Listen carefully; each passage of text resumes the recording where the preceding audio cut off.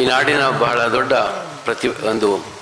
ಪ್ರತಿರೋಧದ ಧ್ವನಿಯಾಗಿದ್ದಂಥ ರವೀಶ್ ಕುಮಾರ್ ಅವರಿಗೆ ನಾವು ಗೌರಿ ಮೆಮೋರಿಯಲ್ ಸ್ಮಾರಕದ ಒಂದು ಸನ್ಮಾನವನ್ನು ಕೂಡ ಭಾಳ ಹಿಂದೆ ಮಾಡಿದ್ವಿ. ಹೋದ ಒಂದು ವರ್ಷದ ಹಿಂದೆ ಮಾನ್ಯ ಮುಖ್ಯಮಂತ್ರಿ ಸಿದ್ದರಾಮಯ್ಯ ಅವರು ಕೂಡ ಈ ಸಮಾರಂಭದಲ್ಲಿ ಭಾಗವಹಿಸಿದರು. ಹೀಗೆ ಈ ದಿನವನ್ನು ನಾವು ಇವತ್ತಿನ ಆಗುಹೋಗುಗಳ ಒಂದು ವಿಶ್ಲೇಷಣೆಯ ನಾವು ಬೇರೆ ದೇಶಕ್ಕೆ ಹೋಲಿಸಿದ್ರೆ ಬಹಳ ದೊಡ್ಡ ಡೆಮಾಕ್ರಸಿ ಅಂತ ಕರ್ಕೊಳ್ತೀವಿ. ಅದು ಕೇವಲ ಚುನಾವಣೆಗೆ ಮಾತ್ರ ಮೀಸಲಾಗ್ತಾ ಇದೆ. 2 ಚುನಾವಣೆಗಳ ಮಧ್ಯದಲ್ಲಿ ಏನಾಗ್ತಾ ಇದೆ ಅನ್ನೋದ್ರ ಬಗ್ಗೆ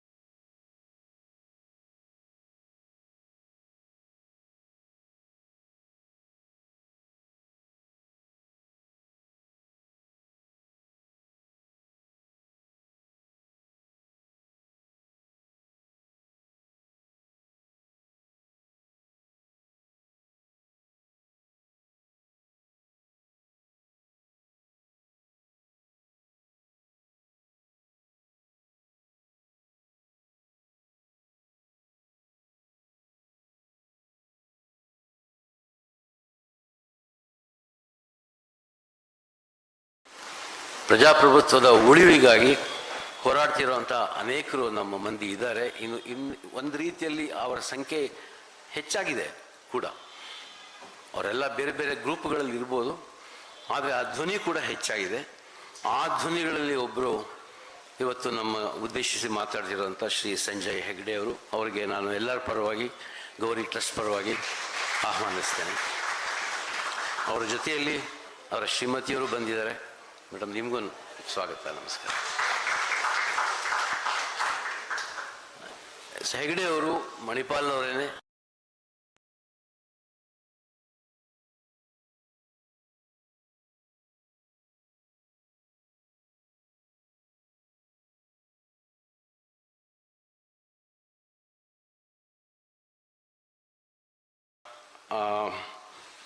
ಇದಾಯ್ತಲ್ಲ, ನಿರ್ಭಯ ಕೇಸ್ನಲ್ಲಿ ಸರ್ಕಾರ ಅವ್ರನ್ನ ಒಂದು ನ್ಯಾಯಾಲಯದ ಸ್ನೇಹಿತ ಎಮಿಕಸ್ ಕ್ಯೂರಿ ಅಂತ ಹೇಳಿ ಅವ್ರನ್ನ ನೇಮಿಸಿತ್ತು. ಅದರ ಅರ್ಥ ಅವರು ಯಾವ ಪಕ್ಷಕ್ಕೂ ಸೇರದೆ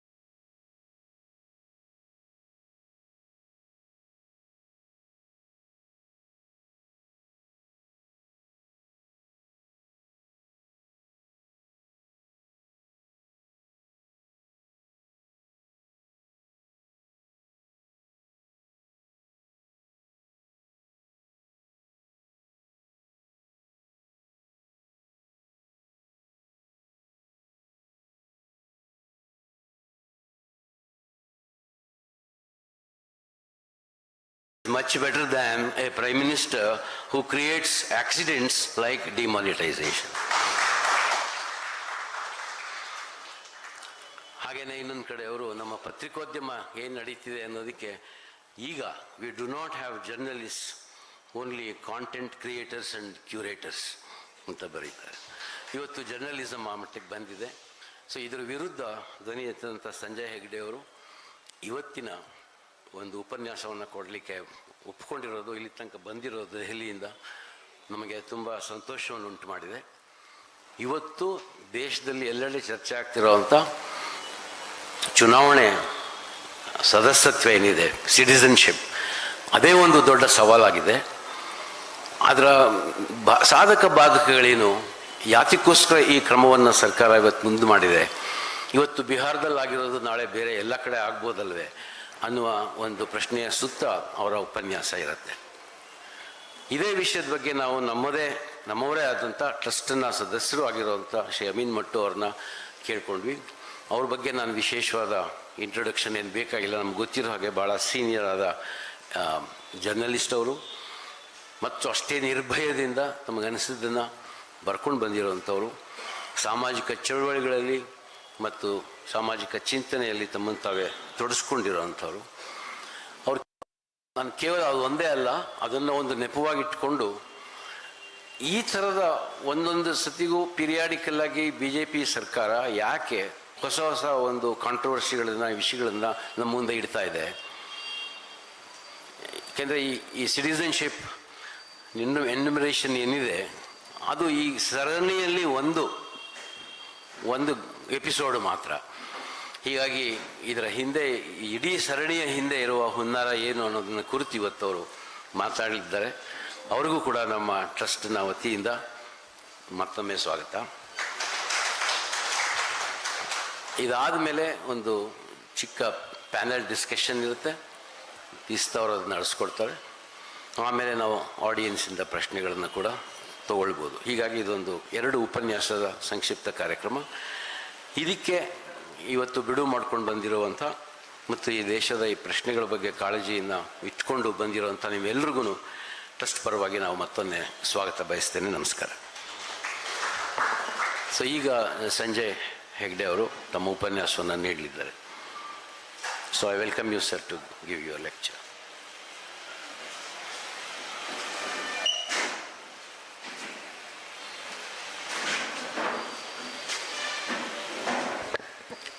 ಕವಿತಾ, ಈಶಾ, ತೀಸ್ತಾ, ನಿಮ್ಮೆಲ್ಲರಿಗೂ ನಮ್ಮ ನಮಸ್ಕಾರ.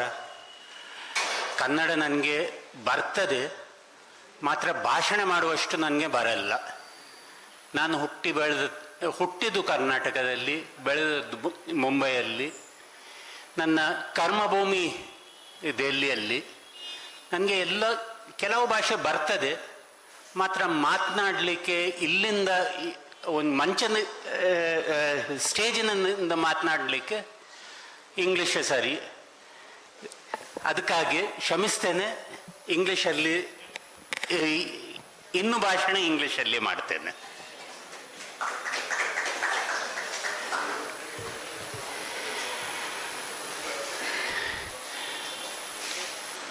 We gathered tonight on the day after the anniversary of Gauri Lankesh's assassination. Let me begin not with sorrow, but with memory. Unlike what was said about journalists in my tweet, Gauri was not that. She was not a journalist who treated truth as a commodity to be traded, but a duty to be lived. She paid the ultimate price for that duty. It was not an accident of fate. It came after the targeted killings of Dabolkar in Pune, Pansare in Kolhapur, Kalburgi in Dharwad. The bullets, you all know, had a common link. A common link which sought people out, marked them out as anti-nationals. To them, I only say, we are people who feel, who think. We are people of India who are united against those who I can only mildly think of as anti-rationals. There is a strong tradition of rationalism in India. The tradition of Dabolkar, Pansare, Kalburgi, Gauri, and all of us here, and so many of us who have joined online, and who all were citizens of a tradition that began much before any little organization that was formed about 100 years ago, and which is celebrating its century this year. The question today is democracy in danger? And this is being asked about in the context of the Bihar special revision. And the question is of why should a special revision with regard to citizenship cause so much anxiety, cause so many questions? And that is what the Election Commission of India says. Look, what are we saying? 324 of the Constitution of India allows us to conduct elections, requires us to conduct elections among the citizens of India to determine the government of India. And if we start looking for proof of citizenship, and we tell you that, look, Aadhaar is not a proof of citizenship, that is what the Aadhaar Act says, that we require citizenship to be in a certain fashion, then what is the problem? For the Election Commission of India, and for those of us who are here, those of us who are watching, let me explain to you exactly what the problem is. And to go into that, one needs to go into the history of how our citizenship provisions came about. Who is a citizen of India? And in what context have we now seeking to redefine that citizenship? You see,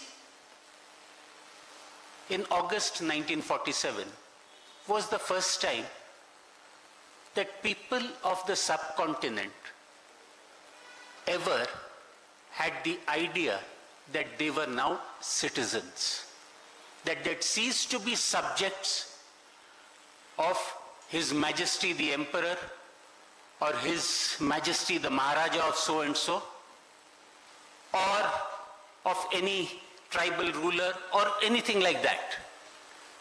We had come out of the throes of a partition.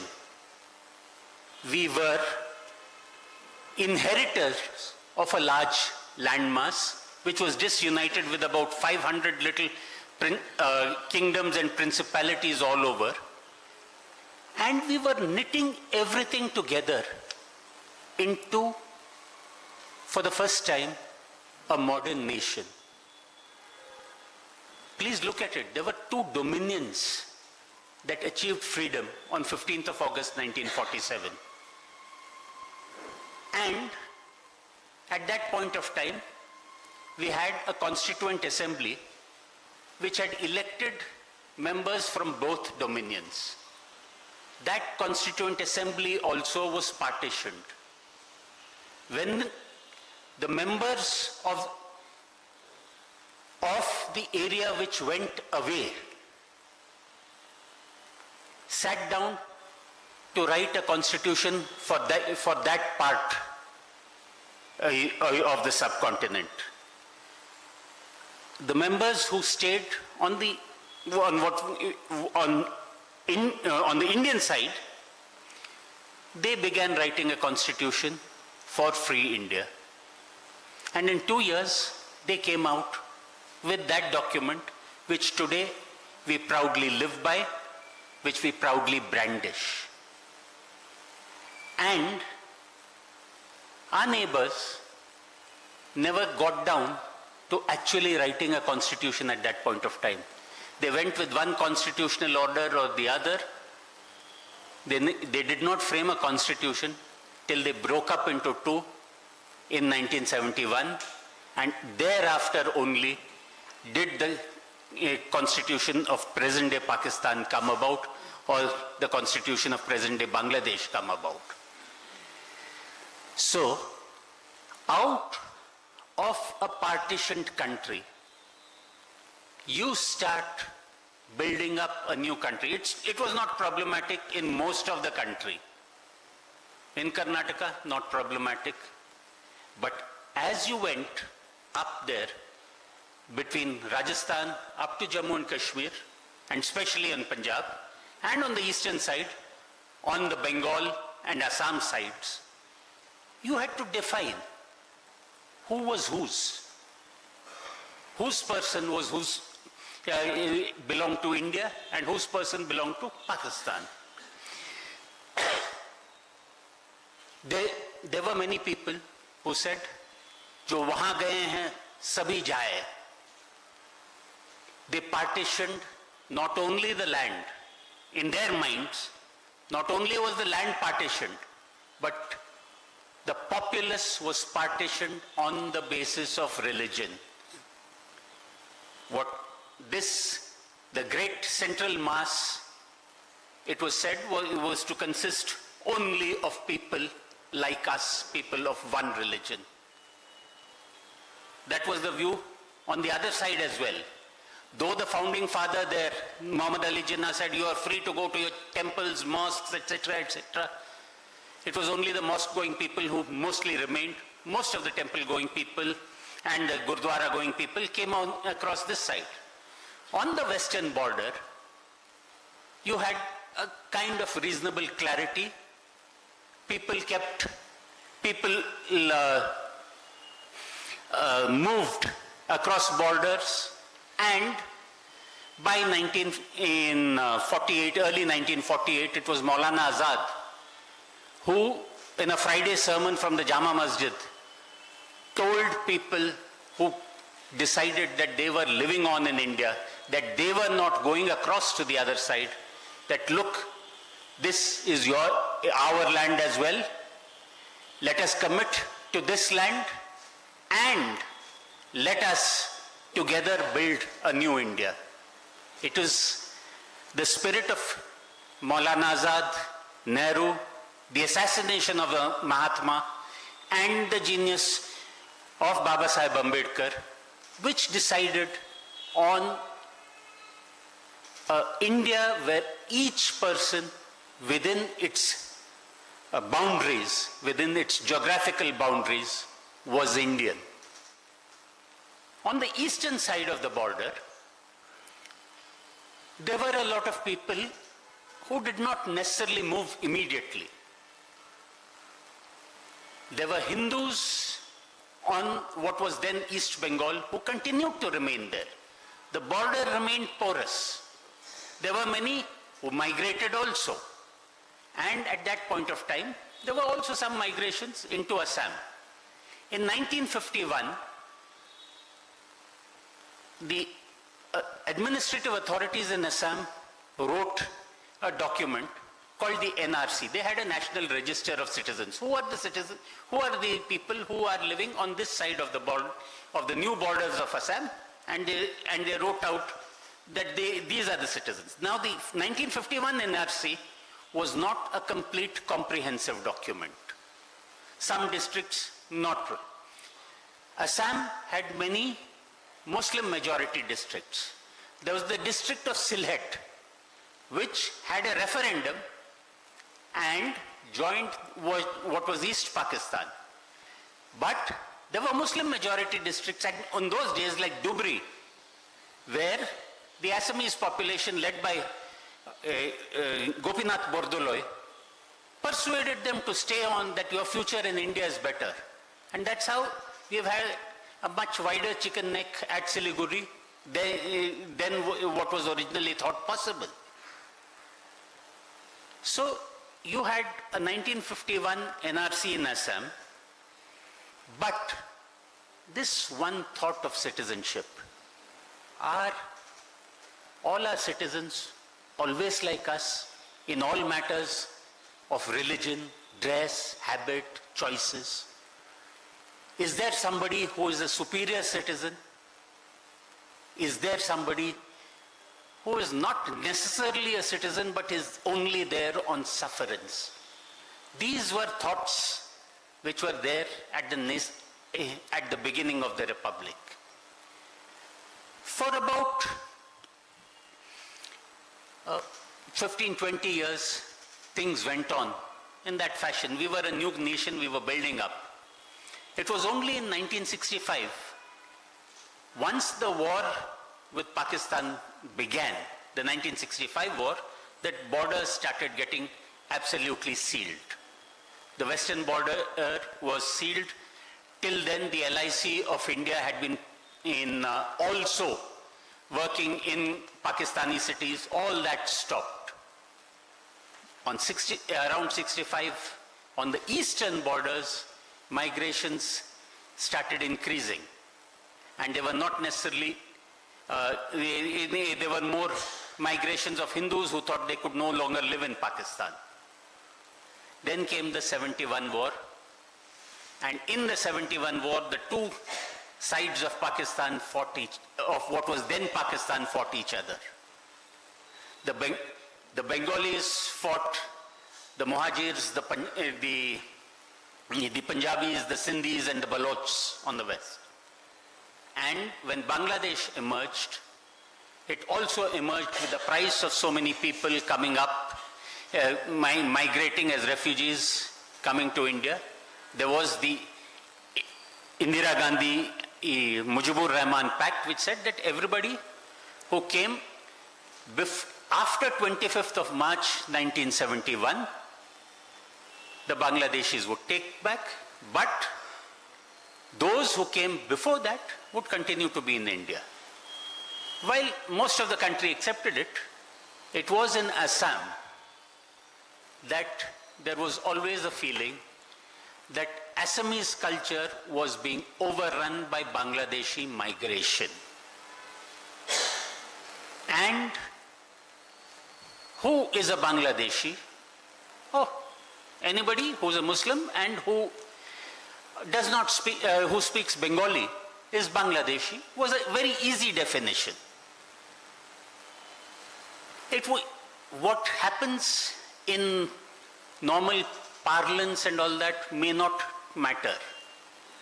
But when it gets into the administration, that is where the problem arrives. In 1978, soon after the emergency, there was a by-election in Assam in a place called Mangaldoyi. In Mangaldoyi, there was a rumor. Indira Gandhi, who had lost the elections in the north and who had lost from Raebareli, might be a candidate there. And then came a feeling that, look, there are so many Bangladeshi voters here, she will get elected. It was then that there was a students' movement which spiraled into the Assam movement, which went into great manslaughter, especially in Nelly. There was a divide between communities on religious lines, and that is what has plagued Assamese politics, and it has defined Assamese politics from then on. But if a problem remains confined to a state, it is rather easy, or it is a local problem. However, what has happened with the passage of time is that the thinking in Assam has affected the rest of the country. As it is spread across the country, people who follow Islam or who are following any minority religion feel a bit insecure. People are their citizenship, their patriotism, everything is being questioned simply based upon whom they worship. And it is very necessary to ensure that we are recorded properly in the voting lists. I told you about the Hindu minorities in Bangladesh who kept migrating to safety in India from time to time. People assimilated, some of them managed to secure proofs of citizenships, some of them remained in a state of limbo. And the Citizenship Amendment Act was launched to say that we will give citizenship to everyone who are minorities from various countries in the neighborhood, and they specifically named communities without and specifically omitted Muslims from those countries from getting citizenship under the Citizenship Amendment Act. That is when the CAA protests broke out, because ultimately, over a period of 65 years of constitutional working, we had grown up to be a new country. We had grown up to be a country of citizens. We had grown up to be a country of equal citizens. If you ignore a section, if you tell a section, look, you no longer belong here, or you will not get as easy an entry as others get into this country, then essentially you are going back to the early questions of definition. What are we? What kind of country are we? Who are our citizens? Are our citizens everybody who is within this country and who has pledged allegiance to this country? Or do we have class 1 citizens, non-citizens, people on sufferance, and people to be thrown out? This is where the special revision in Bihar comes in. Electoral rolls are revised all the time. You have to take into account people who have moved on, who have moved away from the constituency. But when you start revising rolls to specifically exclude one section of the people, or when it is perceived that these sections which are not likely to vote for one party, they are all excluded, and if they want to be included, they will have to provide document A, B, C, D, E, F, G, and they cannot rely on documents X, Y, and Z. Then you have to ask the question, is the Election Commission doing it really to have a clean electoral list, or is the Election Commission of India doing it to have a selective election list which will favor one party over the other? That is at heart the question of credibility that has come over the exercise and which has clouded the functioning of the Election Commission. That is why the matter is pending before the Supreme Court. The Supreme Court is faced with a different question. The Election Commission is a constitutional authority, so are we. We have to go on the presumption that every constitutional authority will act according to what the Constitution says. We cannot assume bias. Therefore, until we see the final list, until they produce the final list, how can we make any judgment whatsoever? This is where the case in court is, and it is being heard possibly tomorrow again, on Monday, and it's been going stage by stage. However, what is the approach that the Election Commission should be following? Please look at what the first election commissioner did. The chief election commissioner was a remarkable man called Sukumar Sen. Mr. Sukumar Sen, who conducted the first election in India in 1952, the general elections, realized that he had to include everyone, that India was a large country with a large population which could not even read. So there was a 175 million electorate which had to be brought to the polls.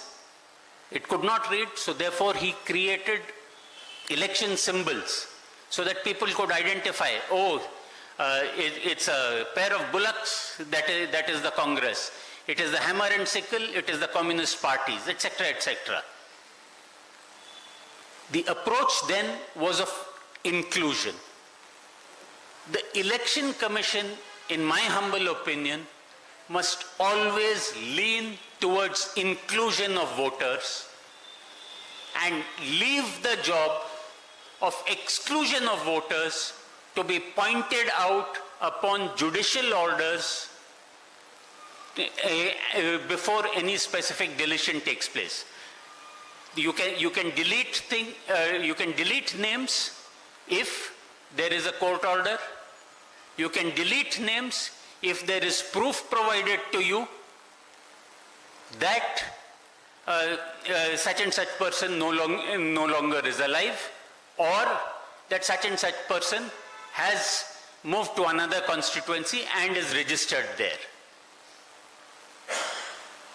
An election commission which is bent upon excluding people is bound to necessarily have such grave errors of omission that will end up in disenfranchisement of a major portion of society which is poor, which is undocumented, and which cannot then come back into the electoral process. Now, why is the credibility of the election commission so important in a democracy? Let me tell you a story. Towards the end of 1976, both India and Pakistan were due for elections. Zulfikar Ali Khan Bhutto in Pakistan and Indira Gandhi in India. Bhutto went first. He rigged the elections, won the elections, and the joke in Pakistan was that a message has come from Indira Gandhi: you can have Kashmir, but please send us your chief election commissioner. Indira Gandhi went next. We had fair elections. It was the emergency elections. She lost the elections. However, what happened thereafter? Bhutto was overthrown by somebody who said that I will have fresh elections in 90 days. General Ziaul Haq, who took over, went on as a military dictator for nearly 12 years until he died in an air crash. Indira Gandhi, who lost the elections, came back to power after 3 years. Pakistan, what remained of Pakistani democracy, never really came back from that element of military rule out there. Indian democracy, with all its flaws, has still continued. From his death cell, Zulfikar Ali Khan Bhutto said that India is more heterogeneous than Pakistan, but yet it is kept alive by the noise and chaos of its democracy. What was the difference between the two? The difference between the two was an election commission that was trusted, an electorate that worked. Today, as we look at all these slogans, "Aayega to ye hi," vote anyone, but ultimately there will be only one result. If the Election Commission acts in a partisan manner, does not care for its credibility, goes on press conferences and condemns only one side, then the public sees only evidence of a possibly fixed match. This is the true danger that Indian democracy is facing, that the Election Commission is oblivious of, and which becomes our job as citizens to loudly stand up and insist that we want free and fair elections under an independent and impartial election commission. So far, what we've had is election commissioners who have come on and who have largely been faceless except for Mr. T.N. Seshan. We've had election commissioners who have presided over elections which were by and large free and fair. But over the past few years, especially after the Supreme Court said that, please, in the selection of election commissioners, let the Chief Justice also be there, let the Prime Minister and the leader of the opposition, the three people decide. And then the government says, no, it will be 2:1. Whoever the government decides as his nominee will be the election commissioner. That is where all these doubts have begun. I have told you what peril that we currently stand at, what are the countermeasures that are being currently contemplated, and what exactly we need to do. What we also have to remember every day is that as citizens of India, we have a constitutional duty to support the Constitution. And the Constitution is nothing more than a covenant between citizen and citizen. Between me and you, saying that these are the rights that we have given ourselves, these are the rights that we have given the government, and whoever runs the government runs it in trust for us. And this is what we have is our method of selecting that government. When our trusteeship of power through elections is being subverted, it becomes incumbent upon us to ensure that the trustees do their duty. There have been many who have gone on the path of ensuring that power is held to its trust. There have been those like Gauri who have paid a price, who have paid the ultimate price. There are those like Gauri's favorites, adopted son Umar Khalid, who are still paying a price. And there are all of us here who have come here to stand in solidarity and to affirm that we are ready to pay our part of the price in ensuring that we have a free and fair election and that our trusteeship of the Constitution continues. Thank you very much for a very patient hearing.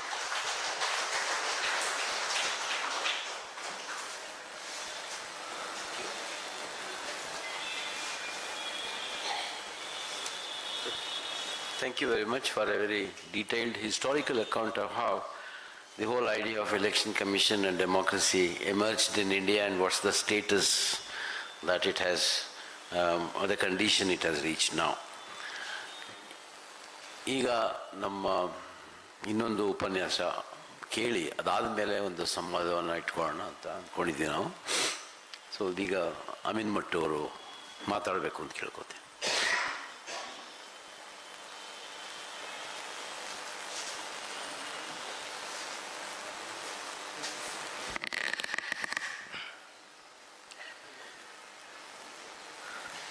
ಹಿರಿಯ ನ್ಯಾಯವಾದಿಗಳಾದ ಸಂಜಯ್ ಹೆಗ್ಡೆಯವರೇ, ತೀಸ್ತಾ ಸೆಟ್ಲವಾದವರೇ, ಶ್ರೀಧರ್ ಅವರೇ, ಅಶೋಕ್ ಅವರೇ, ಕವಿತಾ ಲಂಕೇಶ್ ಅವರೇ, ಮತ್ತು ಇಲ್ಲಿ ಸೇರಿರುವ ಗೌರಿ ಲಂಕೇಶ್ ಅವರ ಹಿರಿಯ ಮತ್ತು ಕಿರಿಯ ಗೆಳೆಯ ಗೆಳತಿಯರೇ,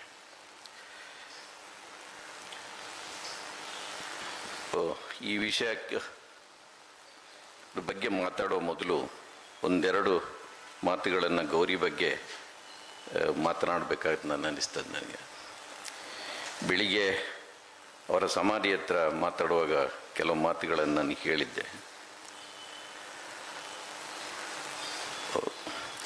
ನನಗೆ ಅನ್ನಿಸೋದು, ನಾವು ಪ್ರತಿ ವರ್ಷ ಗೌರಿ ಲಂಕೇಶ್ ಅವರನ್ನು ನೆನಪಿಕೊಳ್ತಾ ಇದ್ದೇವೆ.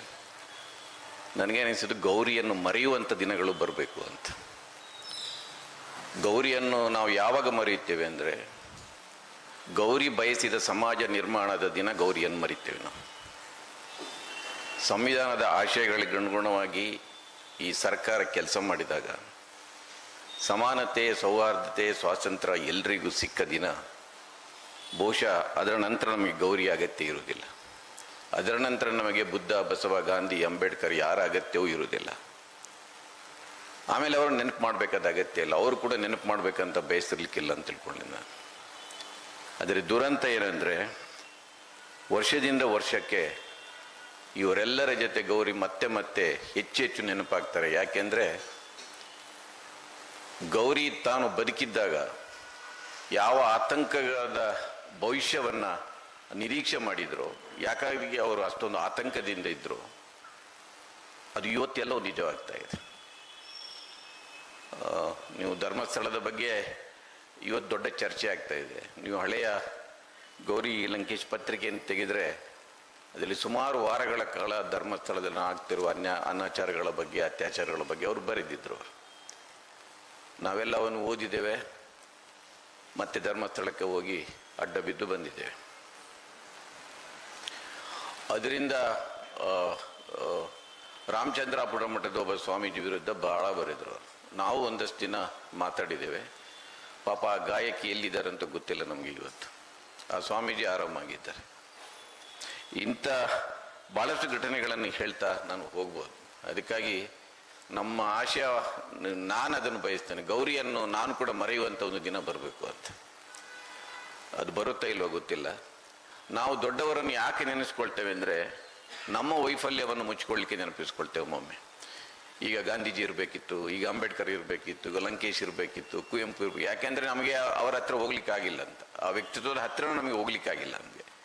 ಅದಕ್ಕೆ ಈಗಲೂ ನಾವು ಯಾವುದಾದ್ರೂ ಇಂಥ ಅಸಹಾಯಕತೆ, ಕಷ್ಟ ಬಂದಾಗ ಅವರು ಇರಬೇಕಿತ್ತು ಅಂತ ಅನಿಸ್ತದೆ. ಸಹಜವಾಗಿ ಅವ್ರಿಗೆ ಬೆಳಗಿನವರಿಗೆ ಭಾಳ ಬಂದು ನೆನಪಿಸು. ಅಲೆಮಾರಿಗಳ ಇವತ್ತು ದೊಡ್ಡ ಸಮಸ್ಯೆ ಎದುರಾದಾಗ ಸಣ್ಣ ಸಮುದಾಯ, ಅದಕ್ಕೊಂದು ಅದು ವೋಟ್ ಬ್ಯಾಂಕ್ ಕೂಡ ಅಲ್ಲ, ಎಲ್ಲರೂ ಅದನ್ನು ನಿರ್ಲಕ್ಷ್ಯ ಮಾಡಿದ್ದಾರೆ.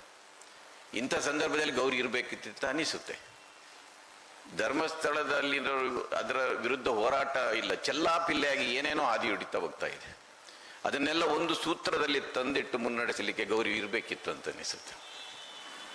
ಅದಕ್ಕೆ ಗೌರಿ, ನಾನು ಬೆಳಿಗ್ಗೆ ಮಾತಾಡುವಾಗ ಹೇಳಿದ್ದವ್ರಿಗೆ ಹೇಳಿದರು, ಗೌರಿ ಒಬ್ಬ ಭಾಳ ದೊಡ್ಡ ಘನಘೋರ ಭಾಷಣ ಮಾಡುವ ನಾಯಕಿ ಆಗಿರಲಿಲ್ಲ. ಆಕೆ ದೊಡ್ಡ ಐಡಲಾಗ್ ಕೂಡ ಆಗಿರಲಿಲ್ಲ. ಆಕೆಯ ಸುತ್ತ ಒಂದು ಸಾವಿರಾರು ಜನರಿದ್ದ ಸಂಘಟನೆ ಕೂಡ ಇರಲಿಲ್ಲ. ಒಂದು ದೊಡ್ಡ ದೊಡ್ಡ ಕಾರ್ಯಕ್ರಮಕ್ಕೆ ಸಂಪನ್ಮೂಲಗಳನ್ನು ಒದಗಿಸುವಂಥ ದೊಡ್ಡ ಛಾತಿ ಕೂಡ ಇರಲಿಲ್ಲ. ಆದರೂ ಅವರು ಎಲ್ರಿಗೂ ಬೇಕಾಗಿದ್ದರು. ಯಾಕೆಂದರೆ ಎಲ್ಲರನ್ನು ಒಟ್ಟು ಮಾಡಿಕೊಂಡು ಬೆಸೆಯುವ, ಮುಂದೆ ಕೊಂಡೋಗುವ ಒಂದು ಶಕ್ತಿ ಇತ್ತು. ಆ ಶಕ್ತಿ ಯಾಕೆ ಇತ್ತಂದರೆ, ಆಕೆಯ ಜೊತೆ ಪ್ರೀತಿ ಇತ್ತು, ಕರುಣೆ ಇತ್ತು, ಸತ್ಯ ಇತ್ತು, ಮತ್ತು ನ್ಯಾಯದ ಬಗ್ಗೆ ಮಾತನಾಡುವ ಧೈರ್ಯ ಇತ್ತು. ಸಣ್ಣ ಗುಬ್ಬಚ್ಚಿ ಅಂತ ಒಂದು ಶರೀರ ಅವರದ್ದು. ಬಹುಶಃ ಇಂಥವರನ್ನೇ ಗುಂಡಾಕ್ತಾರೆ. ಗಾಂಧೀಜಿ ಕೂಡ ಅರೆಬಟ್ಟೆ ಬೈರಾಗಿ ಅವರನ್ನು ಗುಂಡಾಕಿ ಬಂದ್ಬಿಟ್ರು. ಕಲಬುರ್ಗಿ ಕೂಡ ಏನು ಪೈಲ್ವಾನ್ ಆಗಿರಲಿಲ್ಲ. ದಾಬೋಲ್ಕರ್ ಇರಲಿ, ಪನ್ಸರ್ ಇರಲಿ, ಅವರು ಪೈಲ್ವಾನ್ ಆಗಿರಲಿಲ್ಲ. ಅವರ ವೈಚಾರಿಕವಾಗಿ ಅವರನ್ನು ಎದುರಿಸಲಿಕ್ಕೆ ಆಗದೇ ಇದ್ದಾಗ ದೈಹಿಕವಾದ ಹಲ್ಲೆ ಮಾಡ್ತಾರೆ. ಇದು ಬಹುಶಃ ಇತಿಹಾಸದ ಉದ್ದಕ್ಕೂ ಇಡೀ ಪ್ರಪಂಚದಲ್ಲಿ ನಡ್ಕೊಂಡು ಬಂದಿದೆ. ಯಾವಾಗ ವೈಚಾರಿಕವಾಗಿ ಎದುರಿಸಲಿಕ್ಕೆ ಆಗುವುದಿಲ್ವೋ ಆಗ ದೈಹಿಕವಾದ ಹಲ್ಲೆ ಮಾಡ್ತಾರೆ. ಬಹುಶಃ ಇದು ಮುಂದುವರಿತು, ಈಗಲೂ ಮುಂದುವರಿದಿದೆ. ಉಮರ್ ಖಲೀದನ್ನ ಇಷ್ಟು ವರ್ಷ ಜೈಲಲ್ಲಿ ಯಾಕೆ ಇಡ್ತಾರೆ ಅಂದರೆ ಅವ್ರನ್ನ ಹೊರಗೆ ಬಂದರೆ ಅವ್ರು ಕೇಳೋ ಪ್ರಶ್ನೆಗಳಿಗೆ ಇವ್ರ ಹತ್ರ ಉತ್ತರ ಇರುವುದಿಲ್ಲ ಅಂತ. ಅದರಿಂದ ಒಂದು ಸಮಾಧಾನ ಏನಂದರೆ ಅವ್ರ ಹೇಡಿಗಳಂತ ತಿಳ್ಕೊಳ್ಬೋದು. ನಾವು ವೈಚಾರಿಕವಾಗಿ ನಮ್ಮನ್ನು ಎದುರಿಸಲಿಕ್ಕಾಗದ ಹೇಡಿಗಳು ಅವರು ಅಂತ, ಅದು ನಿಜ ಕೂಡ ಅವರು. ಅದರಿಂದ ಗೌರಿಯನ್ನ ನಾವು ಯಾಕೆ ನೆನಪು ಮಾಡ್ಕೊಳ್ಬೇಕಂದ್ರೆ, ನಾವೆಲ್ಲ ಗೌರಿಗಳಾಗಬೇಕಂತ ಘೋಷಣೆ ಮಾಡಿಬಿಟ್ಟಿದೆ. ಅದು ಬಹಳ ಸುಲಭದ ಕೆಲಸ ಅಲ್ಲ ಅಂತ ತಿಳ್ಕೊಂಡಿದೆ ನಾವು. ಆ ರೀತಿಯ ಪ್ರೀತಿಯನ್ನು ತೋರಿಸಲಿಕ್ಕೆ, ಆ ರೀತಿಯ ಕರುಣೆಯನ್ನು ತೋರಿಸಲಿಕ್ಕೆ, ಸತ್ಯದ ಹೇಳಲಿಕ್ಕೆ ಧೈರ್ಯ ಮಾಡಲಿಕ್ಕೆ, ನ್ಯಾಯದ ಪರವಾಗಿ ನಿಲ್ಲುವ ಧೈರ್ಯ ಮಾಡೋದಕ್ಕೆ ನಾವು ಭಾಳ ಗಟ್ಟಿಯಾಗಿರ್ಬೇಕು. ಗೌರಿ ಬೆಳಿಗ್ಗೆ ಕವಿತೆ ಹೇಳಿರ್ಬೇಕು. ಆಕೆ ಭಾಳ ಟ್ರೂತ್ಫುಲ್ ಆಗಿದ್ರು, ಭಾಳ ಜೆನ್ವಿನ್ ಆದ ಲೀಡರ್ ಆಕೆ ಹತ್ರ ಏನು ಕಪಟಗಳಿರಲಿಲ್ಲ ಆಕೆ. ಅದರಿಂದ ಯಾರು, ನಾನು ಬೆಳಿಗ್ಗೆ ಹೇಳ್ತಾ ಇದ್ದೆ, ಮುಖ್ಯಮಂತ್ರಿಯನ್ನು ಕೂಡ ಚರ್ಚೆಯ ಟೇಬಲ್ಗೆ ಎಳ್ಕೊಂಡು ಬರುವ ಸಾಮರ್ಥ್ಯ ಇತ್ತು. ಕಾಡಿನಲ್ಲಿದ್ದ ನಕ್ಸಲರನ್ನು ಕೂಡ ಎಳೆದುಕೊಂಡು ಅವರ ಮನ ಪರಿವರ್ತನೆ ಮಾಡೋ ತಾಕತ್ತು ಆಕೆಗಿತ್ತು. ಇದು ಬಹುಶಃ ಗೌರಿಯ ವೈಶಿಷ್ಟ್ಯ ಅಂತ ನಾನು ತಿಳ್ಕೊಂಡಿದ್ದೇನೆ. ಅದರಿಂದ ಇದನ್ನು ನೆನಪಿಟ್ಕೊಂಡು ಹೋರಾಟಗಾರರೆಲ್ಲರೂ ಕೂಡ ನಾವು ಸಮಾಜದ ನಿರ್ಮಾಣಕ್ಕೆ ತುಡಿಯುವಂತ ನಾವೆಲ್ಲರೂ ಕೂಡ ನಮ್ಮ ಮುಂದಿನ ಹೆಜ್ಜೆಗಳನ್ನು ಇಡಬೇಕಂತ ನನಗೆ ಬಯಸುತ್ತೆ. ಇದು ನಿಮಗೆ ಹೇಳೋದಲ್ಲ, ನನಗೆ ನಾನೇ ಹೇಳ್ಕೊಳ್ಳೋದು, ನಮಗೆ ನಾವೇ ಹೇಳ್ಕೊಳ್ಬೇಕಾಗಿರೋದು ಅಂತ ನಾನು ತಿಳ್ಕೊಂಡಿದ್ದೆ. ಇನ್ನು ನನಗೆ ಈ ಚುನಾವಣಾ ವಿಷಯದ ಬಗ್ಗೆ ಮಾತಾಡಲಿಕ್ಕೆ ಹೇಳಿದ್ದಾರೆ. ಬಿಹಾರದಲ್ಲಿ ಏನು ನಡೀತಾ ಇದೆ, ನಾನು ಬೆಳಿಗ್ಗೆ ಹೇಳಿದೆ, ನಾನು ಬಿಹಾರದಲ್ಲಿ ಏನು ನಡೀತಾ ಇದೆ, ಕರ್ನಾಟಕ ಮಹದೇವಪುರದಲ್ಲಿ ಏನು ನಡೀತಾ ಇದೆ, ರಾಜರಾಜೇಶ್ವರಿ ನಗರದಲ್ಲಿ ಏನು ನಡೀತಾ ಇದೆ, ಬಹುಶಃ ಇದರ ಬಗ್ಗೆ ಎಲ್ರಿಗೂ ಗೊತ್ತಿದೆ, ನಾವು ಮಾತನಾಡೋ ಅಗತ್ಯ ಇಲ್ಲ ಅಂತ ನಾನು ತಿಳ್ಕೊಂಡಿದ್ದೆ.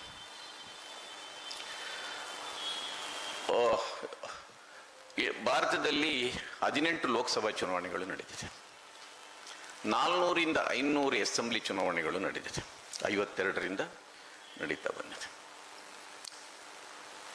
ಇವತ್ತು ನಾವು ಮಹದೇವಪುರದಲ್ಲಿ ಆಗಲಿ ಬಿಹಾರದಲ್ಲಿ ಏನು ಕಾಣ್ತಾ ಇದ್ದೇವೆ, ಅದು ರೋಗ ಅಲ್ಲ, ಅದು ರೋಗದ ಲಕ್ಷಣಗಳತ್ತು, ಅದು ಸಿಂಪ್ಟಮ್ಸ್, ಅದು ಡಿಸೀಸಿನ ಸಿಂಪ್ಟಮ್ಸ್. ಅದು ರೋಗ ಎಲ್ಲಿದೆ ಅಂದರೆ ನಮ್ಮ ಚುನಾವಣಾ ವ್ಯವಸ್ಥೆಯಲ್ಲಿಯೇ ಇದೆ. ಇದು ಆಗಾಗ ಒಂದನ್ನು ತೇಲಿ ಬಿಡ್ತಾರೆ, ನಾವು ಅದರ ಹಿಂದೆ ಹೋಗಿ ಅದರ ವಿರುದ್ಧ ಹೋರಾಟ ಮಾಡ್ತಾ ಇರ್ತೇವೆ, ಅವರು ಇನ್ನೊಂದು ತಯಾರಿಯಲ್ಲಿ ಇರ್ತಾರೆ. ಬಹುಶಃ ತ್ರಿಲೋಚನ್ ಶಾಸ್ತ್ರಿಯವರು ಬಂದಿಲ್ಲ, ನೀವು ದಯವಿಟ್ಟು ADRನ ವೆಬ್ಸೈಟಿಗೆ ಹೋದರೆ ನಮ್ಮ ಡೆಮೋಕ್ರಸಿ ಯಾಕೆ ಸಾಯ್ತಾ ಇದೆ ಅಂತ ನಮಗೆ ಗೊತ್ತಾಗುತ್ತೆ ಅಂತ. ಡೆಮೋಕ್ರಸಿ ಸಾಯ್ತಾ ಇದೆ ಇವತ್ತು. ಪಾರ್ಲಿಮೆಂಟಲ್ಲಿ ಕೂತ 543 ಸಂಸದರಲ್ಲಿ 251 ಮಂದಿಯ ಇದೆ ಕ್ರಿಮಿನಲ್ ಕೇಸ್ಗಳಿದೆ. ಅದರಲ್ಲಿ 170 ಮಂದಿಯ ವಿರುದ್ಧ ಹೀನಸ್ ಕ್ರೈಮ್ನ ಚಾರ್ಜ್ ಶೀಟ್ಗಳಿದೆ. Murder, attempt to murder, rape, extortion, kidnapping 170 ಮಂದಿಯ ವಿರುದ್ಧ ಇದೆ. ಅವರಲ್ಲಿ ಕೂತು ನಮ್ಮನ್ನ ಆಳ್ತಾ ಇದ್ದಾರೆ. ಇಡೀ ಇಂಡಿಯಾದಲ್ಲಿ ಬೇರೆ ಬೇರೆ ಅಸೆಂಬ್ಲಿಯಲ್ಲಿ ನೋಡಿದರೆ 643 ಮಿನಿಸ್ಟ್ರಿಗಳಲ್ಲಿ 307 ಮಂದಿ ವಿರುದ್ಧ ಕ್ರಿಮಿನಲ್ ಚಾರ್ಜಸ್ ಇದೆ. 174 ಮಿನಿಸ್ಟ್ರಿಗಳ ವಿರುದ್ಧ ಸೀರಿಯಸ್ ಆದ ಕ್ರಿಮಿನಲ್ ಚಾರ್ಜಸ್ ಇದೆ. ಕೆಲವರು ಜೈಲಿಂದ ಸ್ಪರ್ಧೆ ಮಾಡ್ತಾರೆ, ಕೆಲವರು ಬೇಲಿಂದ ಸ್ಪರ್ಧೆ ಮಾಡ್ತಾ ಇದ್ದಾರೆ, ಉಳಿದವರು ಬೇಲಲ್ಲಿ ಹೊರಗಡೆ ಇದ್ದಾರೆ. ಇಂಥ ಸೀರಿಯಸ್ ಆದ ಚಾರ್ಜ್ ಇತ್ತು ಮಿನಿಸ್ಟ್ರಿಗಳ ಮೇಲೆ. ಬಹಳ ಇಂಟ್ರೆಸ್ಟಿಂಗ್ ADR ರಿಪೋರ್ಟ್ ಅಲ್ಲಿ ಇದೆ, ದಯವಿಟ್ಟು ಎಲ್ಲರೂ ಅದನ್ನು ಓದಬೇಕು. ಬಹುಶಃ ಆ ತಿಳುವಳಿಕೆ ನಮ್ಗೆ ಬರಬೇಕು. ಒಬ್ಬ ಕ್ರಿಮಿನಲ್ ಬ್ಯಾಕ್ ಗ್ರೌಂಡ್ ಇದ್ದವನು ಕಂಟೆಸ್ಟ್ ಮಾಡಿದರೆ 100ರಲ್ಲಿ 15 ಮಂದಿ ವಿನ್ ಆಗ್ತಾ ಇದ್ದಾರೆ. ಒಬ್ಬ ಕ್ಲೀನ್ ಇಮೇಜ್ ನಲ್ಲಿ ಇದ್ದವನು ಕಂಟೆಸ್ಟ್ ಮಾಡಿದರೆ 100ರಲ್ಲಿ 4 ಮಂದಿ ವಿನ್ ಆಗ್ತಾ ಇದ್ದಾರೆ. ನಾವು ಯಾರನ್ನ ಇದಕ್ಕೆ ಕಾರಣ ಮಾಡಬೇಕು ಅನ್ನೋದು ಪ್ರಶ್ನೆ ಇದೆ. ಇದು ಕೇವಲ BJPದ ಸಮಸ್ಯೆನ, ಬೇರೆ ಪಾರ್ಟಿಯಲ್ಲಿ ಇಲ್ವಾ ಅಂತ ಕೇಳಿದರೆ, ಕಾಂಗ್ರೆಸ್ನಲ್ಲೂ 94 ಮಂದಿ BJPಯಲ್ಲಿ ಸೀರಿಯಸ್, ನಾನು ಹೇಳಿದ್ದೆಲ್ಲ murder, attempt to murder, rape, kidnapping ಇಂಥ MP ಕೂತಿದ್ದಾರೆ. ಕಾಂಗ್ರೆಸ್ನಲ್ಲೂ ಕೂಡ 21 ಮಂದಿ ಇದ್ದಾರೆ, 45% ಕಾಂಗ್ರೆಸ್ನಲ್ಲೂ ಇಂಥವ್ರು ಇದ್ದಾರೆ.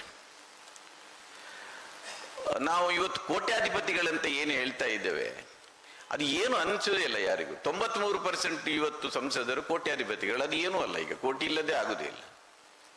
ಆದರೆ 10 ಕೋಟಿಗಿಂತ ಹೆಚ್ಚು ಆಸ್ತಿ ಇದ್ದವರು 227 ಮಂದಿ ಸಂಸದರು ಕೂತಿದ್ದಾರೆ ಲೋಕಸಭೆಯಲ್ಲಿ. 10 ಕೋಟಿಗಿಂತ ಜಾಸ್ತಿ ಇದ್ದವರು. ನಾನು ಸ್ವಲ್ಪ ರಾಜಕೀಯದ ಬಹಳ ಗರ್ಭಗುಡಿಯಲ್ಲಿ ಅಲ್ಲದಿದ್ದರೂ ಸುತ್ತ ಒಂದು 10 ವರ್ಷ ಸುತ್ತಾಡಿದೆ ನಾನು.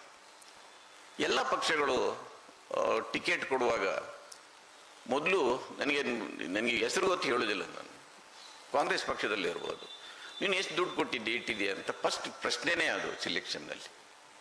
ವಿನೇಬಿಲಿಟಿ ಅಂತ ಒಂದಿದೆ ಅಲ್ಲ, ವಿನೇಬಿಲಿಟಿಗೆ ಜಾತಿ ಮತ್ತು ದುಡ್ಡು.